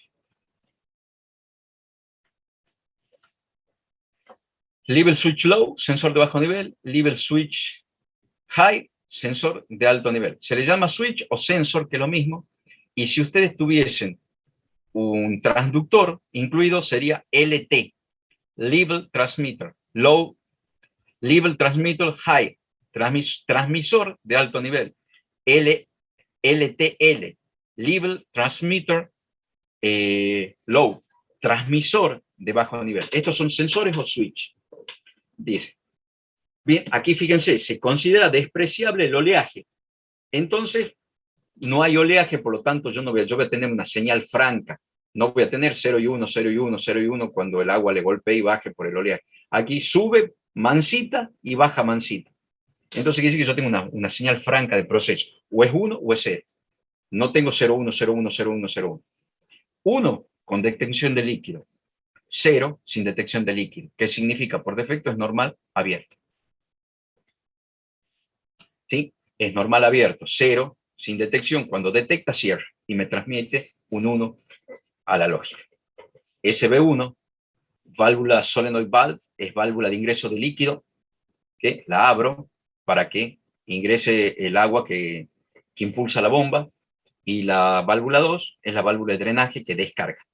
1 es abierta, 0 es cerrada. Por defecto, normalmente nosotros no vamos a tener. En la industria, cada vez, siempre, obviamente por seguridad, pero hace el proceso más costoso siempre. Yo tengo retorno de posición a la orden de apertura o cierre o la orden de marcha y parada. Por ejemplo, si yo mando a abrir una válvula, yo tengo un sensor de posición que me dice que la válvula está abierta. Y si yo mando a cerrar, yo tengo un sensor de posición que me dice que está cerrada. Cuando está abierta, normalmente, fíjense, esta es la posición de abierto o cerrada, dependiendo cómo lo configuren, eso es indistinto. Estos son sensores inductivos. ¿Qué significa? Que detectan de elementos ferrosos, metal ferroso. Y la puntita que está en el cabezal de la válvula es un tetón metálico. Entonces, cuando se acerca, me marca y me pone un 1 el sensor. Y el resto me dice que está en 0. Entonces, la posición de abierta o cerrada es invertida. Acá pues, supongamos que puede ser que esté cerrada. Entonces, cuando yo mando a abrir, la válvula gira y el tetón queda de frente a este sensor. Entonces, ponen 1 a este sensor y 0 en este. Entonces, para cerrada sería 1, 0. Para abierta sería 1, 1. Dos valores, dos posiciones o dos valores lógicos. Imposible sería 0, 0 o 1, 1. Porque no pueden estar los dos sensores al mismo tiempo, hecho o deshecho. Si está deshecho, quiere decir que la válvula quedó trabada mecánicamente al medio. O 1, 1, que uno de los sensores está roto. ¿Está? Sí. ¿Qué es lo que pasa? Normalmente en la industria pasa eso, pasa lo mismo con las bombas. Cuando yo mando a encender una bomba, pego la orden en realidad es a la bobina de un relé o a la bobina de un contactor que al generar ese campo magnético chupa unos contactos y los pega. Eso, cuando pegan esos contactos, yo tengo normales abiertos, normales cerrados que me devuelven que dice que está pegado o está abierto el contactor. Por otro lado, yo mando a marchar, me puede decir, sí, yo di la orden, el contactor pegó, pero no necesariamente la bomba arrancó, el motor puede estar quemado. Entonces yo le doy tensión al motor de la bomba, pero la bomba no gira. ¿Y cómo hago para saber? Entonces yo pongo un flujostato, que es un sensor de flujo, acá, a la salida de la impulsión de la bomba. Si yo mando a marchar la bomba y no veo caudal, no veo fluido, quiere decir que la bomba no arrancó, o porque está mal el contactor, o porque si ya recibe tensión el motor y el motor está quemado y la bomba no arranca. O sea, hay muchas seguridades en proceso porque es crítico, es muy crítico. Nosotros vamos a evitar, no, para simplificar el ejemplo, evitar toda esa seguridad. Lo vamos a hacer muy sencillo. ¿Cómo lo vamos a hacer? Suponiendo que le doy marcha a la bomba y la bomba arranca. Pero si no, vamos a tomar una salvedad con la válvula. Yo no puedo, primero, inyectar agua sin haber confirmado que la válvula está abierta. ¿Por qué? Porque si la válvula no abre y yo inyecto agua, ¿qué hago? Presurizo la cañería, presurizo el pipe y lo termino reventando. Entonces, como yo no tengo sensores de posición, yo no tengo esos sensores de posición que me dice que la válvula está abierta o cerrada, yo voy a usar un temporizador ahí de retardo a la conexión. ¿Para qué? Para decir, supongamos, yo mandé a abrir la válvula y me voy a dar 5 segundos, 10 segundos, para decir mecánicamente la válvula conmutó de abierta a cerrada. Entonces, después de ese tiempo, yo recién prendo la bomba, rogándole a Tata Dios que la válvula haya abierto bien y no se haya trabado. ¿Sí? Siempre tiene que haber una seguridad de válvula, de posición de válvula. Bueno, pero a veces no se tiene el costo. Y yo, para hacerlo sencillo el ejemplo, vamos a considerar que no tengo sensor de retorno de posición, sino que vamos a contar un tiempito y después de ese tiempito vamos a suponer que la válvula sí abrió para recién arrancar la bomba que llena el tanque. Bien, si en esa posición está cerrada, en esa posición está abierta. ¿Ve cómo conmutan? Nosotros no tenemos esos dos sensores, por eso vamos a utilizar el temporizador con retardo a la conexión. Y ya vamos a ver por qué retardo a la conexión. Dice, bomba. Es la encargada de impulsar el líquido, 1 en marcha, 0 parado. No tenemos seguridad de marcha de la bomba tampoco. La secuencia que debe seguir es a continuación. El estado inicial del proceso, el tanque está vacío, las dos válvulas están cerradas, la bomba está parada. Si el tanque se encuentra vacío, obviamente tengo que abrir primero la válvula. ¿Para qué? Para no inyectar agua a la cañería con la válvula cerrada, porque reviento la cañería. Se espera 5 segundos. ¿Por qué vamos a esperar 5 segundos? Porque es el tiempo que yo le doy que mecánicamente la válvula esté abierta, porque no tengo sensores. Y marcho la bomba. Una vez que se llena, si el tanque está lleno, paro la bomba. ¿Por qué no mando a cerrar la válvula primero? Porque si cierro la válvula, la bomba sigue activa, sigo impulsando agua en la cañería y dándole presión. Entonces, paro la bomba, cierro la válvula de ingreso de agua y abro la válvula de desagote hasta que se vacíe el tanque. Una vez que se vacíe el tanque, vuelvo en el ciclo, lleno el tanque, es decir, abro la válvula, prendo la bomba, cierro la válvula 2, por supuesto, hasta que se llene y así sucesivamente, lleno y descargo, se llena, lleno y descargo. ¿Cómo sería? Profe. Sí, dígame. No, justamente eso le iba a preguntar, si puede volver para atrás un poco. Acá, en esta parte donde dice estado inicial, en los apartados esto, sería una, digamos, línea donde estarían las variables de entrada y las variables de salida por cada uno de estos apartados, digamos. No entiendo tu pregunta. O sea, ¿qué pasa? Para el estado inicial del proceso, vamos a tener la primera línea donde va a ser, bueno, el tanque está vacío, la bomba, y vamos a tener las bombas de parada, la bomba que está en cero y las válvulas cerradas. No, ese es el estado en que tú encuentras el proceso. Bien. Tú vas a idear la lógica para que se abran las válvulas y se arranque la bomba. Ah, bien, no, me estoy confundiendo, ya entendí, profe. Ya. No, Gracias. vos no vas a hacer esto. Claro.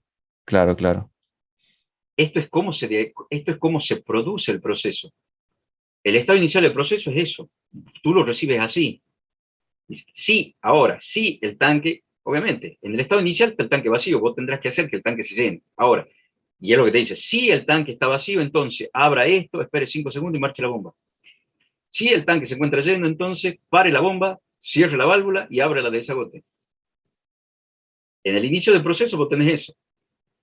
Vos tú lo encontrás vacío con las válvulas cerradas y la bomba parada. Vos tenés que hacer, primero, llenarlo al tanque. Ahora, ¿cómo vas a llenar el tanque? Con esta secuencia. Y una vez que se llene, ¿cómo lo vacías? Con esta secuencia. ¿Está claro? Sí, no, listo. Me había confundido yo, profe. Perdón. Ok, vale. Buenísimo. Entonces, yo sé que no encuentro el tanque vacío y lo tengo que llenar. Primero tengo que averiguar cómo está el tanque. Si está vacío, está lleno. ¿Estamos de acuerdo? Entonces, fíjense, lo primero lo resuelvo con un flip-flop para definir qué es lo que me define este segmento. El estado del tanque. ¿Y cómo veo cómo está el tanque? Digo, si el sensor de bajo nivel vale 0 y el sensor de alto nivel vale 0, ¿cómo creen que se encuentra el tanque? Vacío. Vacío. Claro. Si el sensor de bajo nivel dice que no tiene agua, que no detecta agua, y el sensor de alto nivel menos va a detectar agua, entonces el tanque está vacío. Pongo una bandera que se llama apertura-cierre en 1. O si quieren ustedes, yo le pongo ese nombre, apertura-cierre. ¿Por qué? Porque eso a mí me da la idea de que yo voy a abrir o cerrar válvulas. Pero si ustedes quieren estar estado de tanque, le pueden poner un flag como quieran. Los flags para nosotros son banderas que llevan cualquier nombre. ¿Estamos de acuerdo? Yo le uso el nombre flag, apertura-cierre. Usted puede ser flag, estado tanque. Entonces, pongo el flip-flop en 1 y ustedes miran, profe, podría no poner el flip-flop, podría no poner la bandera esta y evaluar el estado del flip-flop sin ningún problema. Pero yo lo hago para que veamos que es posible de que yo evalúe o la salida esta, que es una bandera, o el flip-flop. ¿Estamos de acuerdo? Entonces, ¿qué es lo que hago yo con este flip-flop? Cuando vale 1 el flip-flop está vacío, cuando vale 0 está lleno. ¿Y cómo evalúo que está vacío? Si el sensor de bajo nivel está en 0, quiere decir que no detecta agua, y el sensor de alto nivel está en 0 y no detecta agua, entonces el tanque está vacío.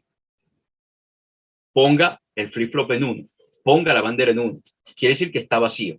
Cuando la bandera en 1, quiere decir tanque vacío. ¿Cuándo la reseteo? Cuando el sensor de alto nivel valga 1. Obviamente, si el sensor de nivel vale 1, de alto nivel vale 1, el sensor de bajo nivel desde ya que vale 1 también. ¿Está claro? Entonces, ¿yo cuándo voy a decir que el tanque está vacío? Cuando el sensor de alto nivel valga 1. ¿Está? Entonces, cuando los dos niveles no detectan líquido, está vacío. Cuando el sensor de alto nivel detecta líquido, está lleno. El flip-flop vale 1 cuando está vacío, vale 0 cuando está lleno. Bien, obviamente, cuando arranca, yo digo que el tanque está vacío, entonces el flip-flop lo va a agarrar en 1. ¿Por qué? Porque el sensor de bajo nivel vale 0, el sensor de alto nivel vale 0. Entonces, la bandera vale 1, el flip-flop vale 1. Bien, pregunto, che, la bandera vale 1, fíjense, yo podría, a este SR le puedo haber puesto, che, SR vale 1, podría haber puesto, o preguntar por el estado lógico del flip-flop, o por la bandera. Como puse bandera, uso bandera. Che, ¿la bandera vale 1? Sí. ¿Qué quiere decir que la bandera valga 1? Que el tanque está vacío. Entonces, abra la válvula 1. Bien, ya abrí la válvula. Como yo no tengo sensor de posición que me va a decir que la válvula está abierta, ahí lo que le dije, vamos a utilizar un retardo a la conexión. ¿Para qué? Para contar 5 segundos y recién mandar a encender la bomba. ¿Sí? Entonces, fíjense, digo, che, ¿ordené abrir la válvula? Sí. ¿Cuándo ordeno abrir la válvula? Cuando detecto que el tanque está vacío. ¿Ordené abrir la válvula? Sí. Pone un timer 1 con retardo a la conexión 5 segundos. Entonces, cuando veo un 1, ¿pasa el 1 acá? No. El timer, para activarse, el timer, fíjense lo que yo les hago acá. Acá no le pongo ninguna salida. ¿Por qué? Porque la salida va a valer 1 cuando el timer valga 1. Entonces, en este caso, yo lo puse a propósito para que evaluemos el timer y no una salida. Podemos poner una salida y evaluar la salida en el segmento siguiente. Por supuesto que sí. Pasa lo mismo que pasó acá. O evalúo el estado del bloque o evalúo la salida. En este caso, yo voy a evaluar el estado del bloque. ¿Y cuándo el timer va a valer 1? Después de 5 segundos. Entonces, fíjense qué es lo que hago. Yo demoro el paso de la apertura de válvula 5 segundos para decir está abierta. Yo evalúo en este momento, digo, che, ¿mandé a abrir la válvula? Sí. Espera 5 segundos y activámelo al timer. Y en el punto siguiente evalúo. ¿El timer vale 1? Sí. Entonces marcha la bomba. ¿Qué es lo que hice? Mandé a marchar la bomba después de 5 segundos. ¿Por qué? Porque yo me tomé esos 5 segundos para garantizarme que la válvula está abierta.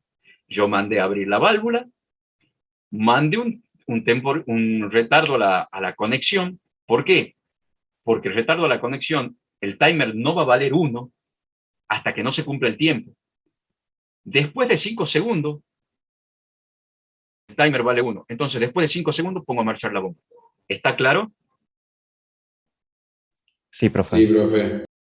Listo. Y una vez que empieza a llenar el agua, empieza a llenar agua, empieza a llenar el agua, empieza a llenar el agua, empieza a llenar el agua, empieza a llenar el agua, ta, ta, ta, ta, ta. Y pregunto, che, ¿la bandera vale 0? No.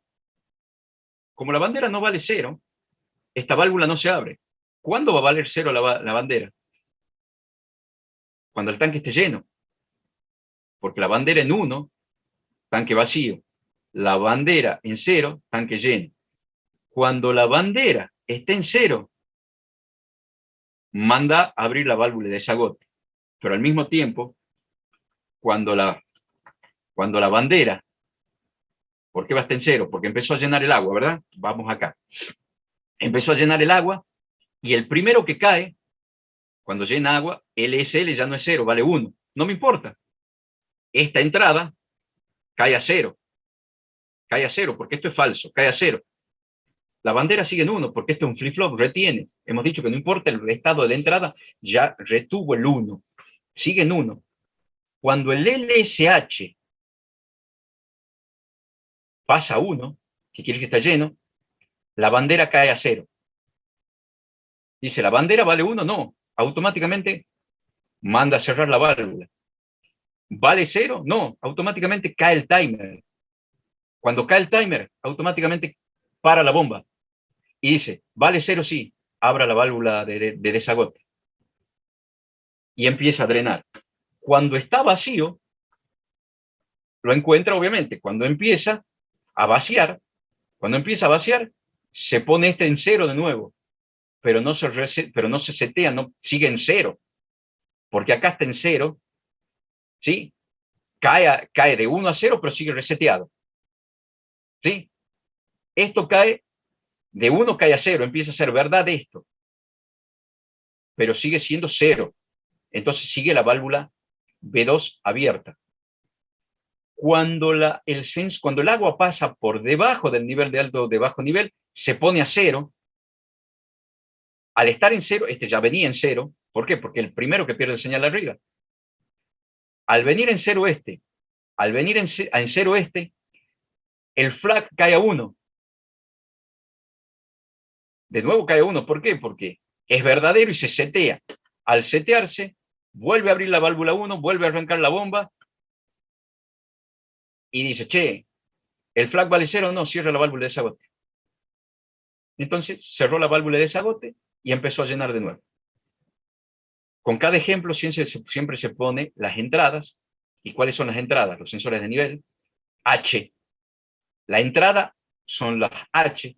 La salida, ¿qué son? Los elementos finales de control o actuadores de G1. Ahí está. Válvula 1, válvula 2, bomba. Auxiliares, la marca, que es un flag para mí. Y aquí les enseño, y es lo que yo les decía, la diferencia entre resetear y retener, entre usar un flip-flop y una retención lógica. Está claro cómo actúa el flip-flop acá. Seteo cuando los dos sensores están en bajo nivel y reseteo cuando el alto nivel está en 1. En este caso a mí no me importa cuando empiezo a vaciar. ¿Por qué? Porque cae esta señal, el SH cae, pasa de 1, que cuando estaba lleno vuelve a 0, entonces vuelve a ser cierto esto, pero no se vuelve a setear. ¿Por qué? Porque falta que el LSL sea 0. Pero ¿qué resetea el 1 del LSH? Entonces aquí yo juego con set o reset, set o reset, set o reset. Si yo me olvido al resetear, este seteo en 1 no cae nunca. O reseteo por una mala variable, o hago mal la lógica del reset, y ese set, este flip-flop, queda en 1 siempre. Entonces la válvula 1 va a estar abierta, la bomba va a seguir bombeando y yo voy a tener que poner alguna línea de rebalse para no reventar el tanque, porque si yo no tengo ninguna línea de rebalse, le sigo metiendo agua al tanque sin haber abierto la válvula de desagote, revienta. Y esta es la retención. Esta es por retención lógica, esta es por retención de vía estable, esto es por retención lógica. Fíjense que la parte superior del segmento es lo mismo. Si el sensor de bajo nivel vale 0 y el sensor de alto nivel vale 0, ponga la variable de apertura o de estado de tanque en 1. Correcto, es válido. Es válido. Y eso empiezo a llenar, empiezo a llenar, empiezo a llenar, empiezo a llenar, empiezo a llenar, empiezo a llenar, empiezo a llenar. Llega un momento que yo voy a tener que parar todo. Entonces yo este LSH lo voy a tener que evaluar por otro lado. Y no lo evalúo por otro lado. ¿Por qué? Fíjense. Usted me dice, profe, pero este LSH, ¿dónde lo evalúo? Lo evalúo acá también. Porque la bomba va a estar marchando mientras estas... ¿Por qué? ¿Por qué la bomba va a estar marchando? Porque el flag dispara la apertura válvula 1. La apertura de la válvula 1 dispara el temporizador y el temporizador dispara el arranque de la bomba.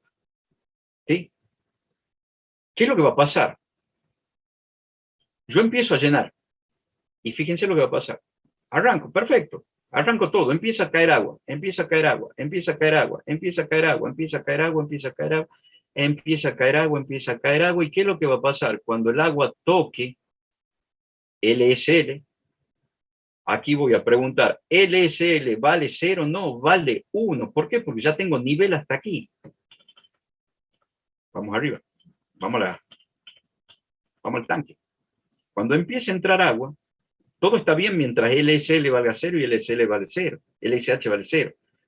Cuando el agua empiece a llenar el tanque y el LSL pase de 0 a 1, soné con la lógica de retención. ¿Por qué?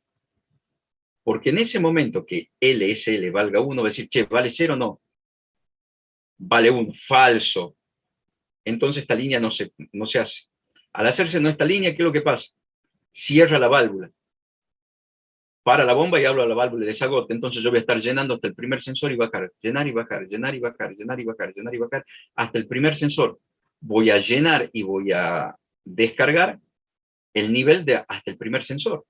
¿Por qué? Porque cuando aquí pase de 0 a 1, este segmento se hace falso. ¿Cómo tengo que retener, lógicamente, para llegar al nivel de arriba? ¿Qué dijimos? ¿Qué pierdo? Pierdo el consecuente, que es la orden de abrir la válvula.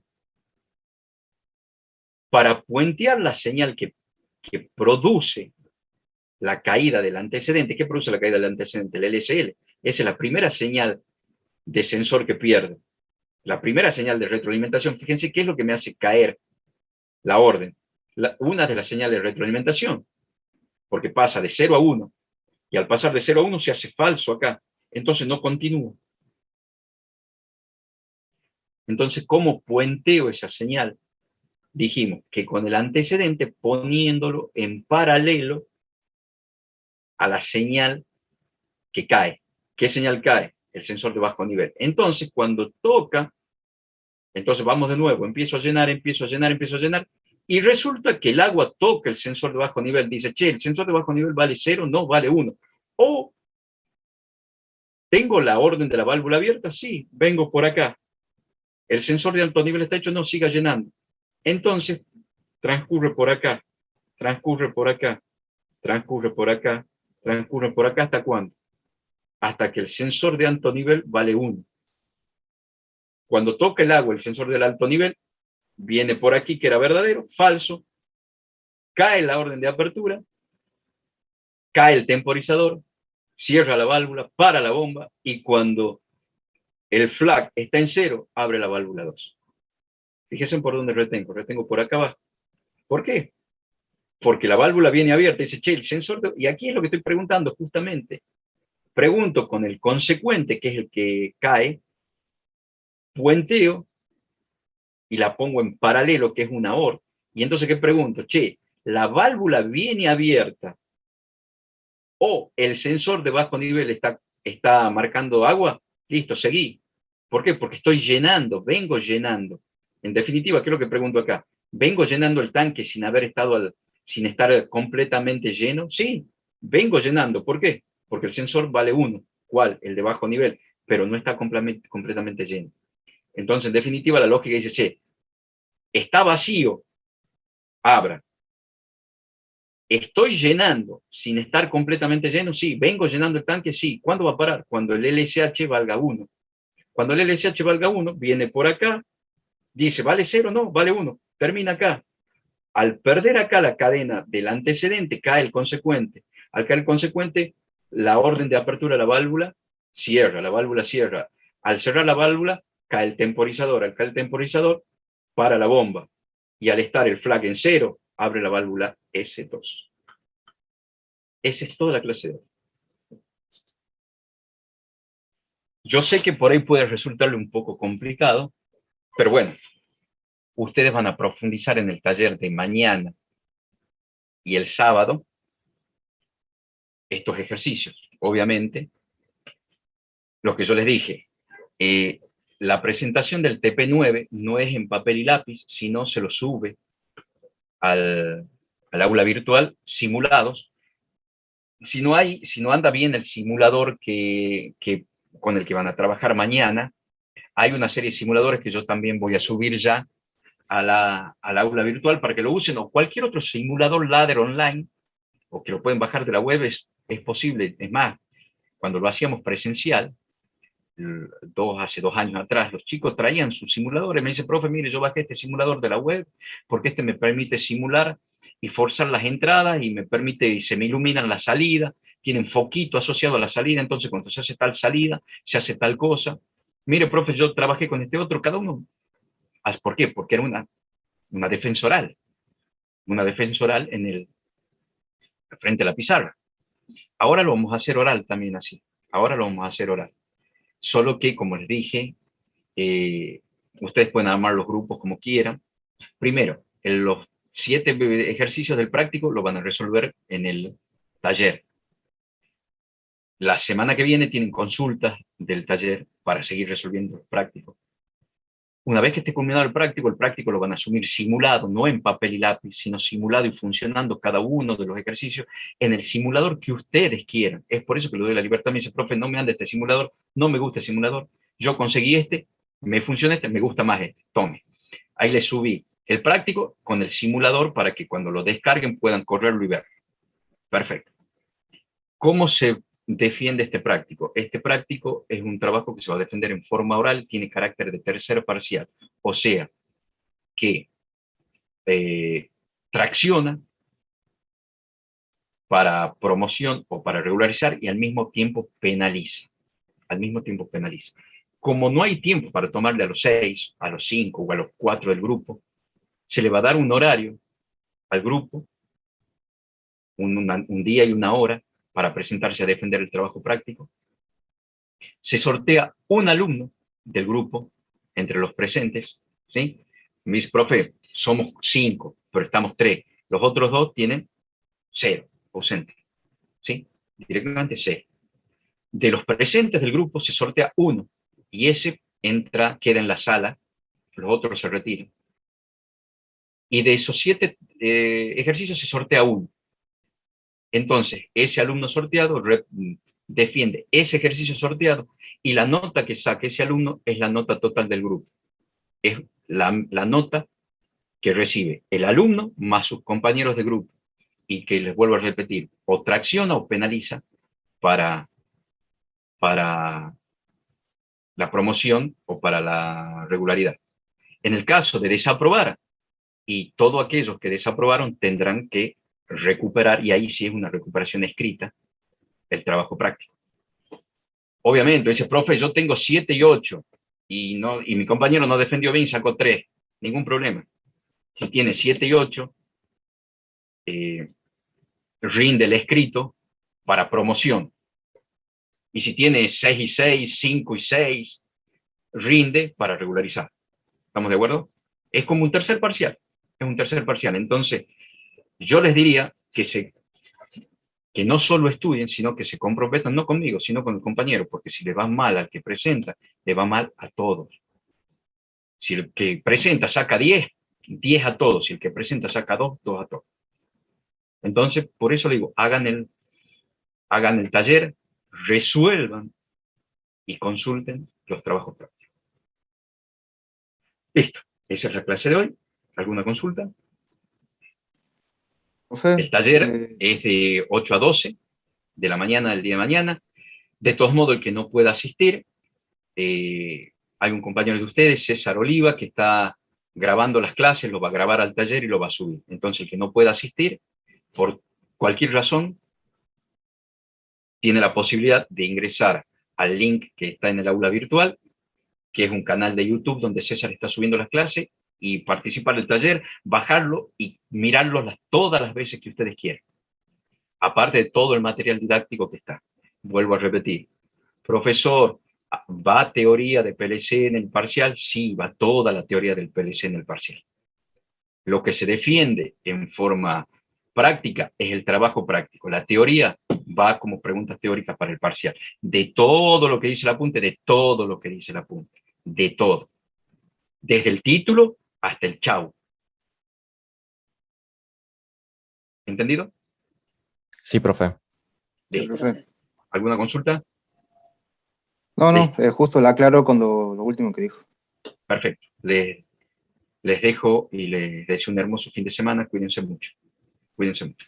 Profe, Hasta luego, espera profe. una pregunta. ¿El apartado de escala también entra en el como PLC, verdad? ¿Hemos visto escala? No, pero por eso le Listo. preguntaba. Listo, ¿Hemos visto escala? perfecto. No, Bueno, cuando lo veamos se lo comento. perfecto. Hasta luego.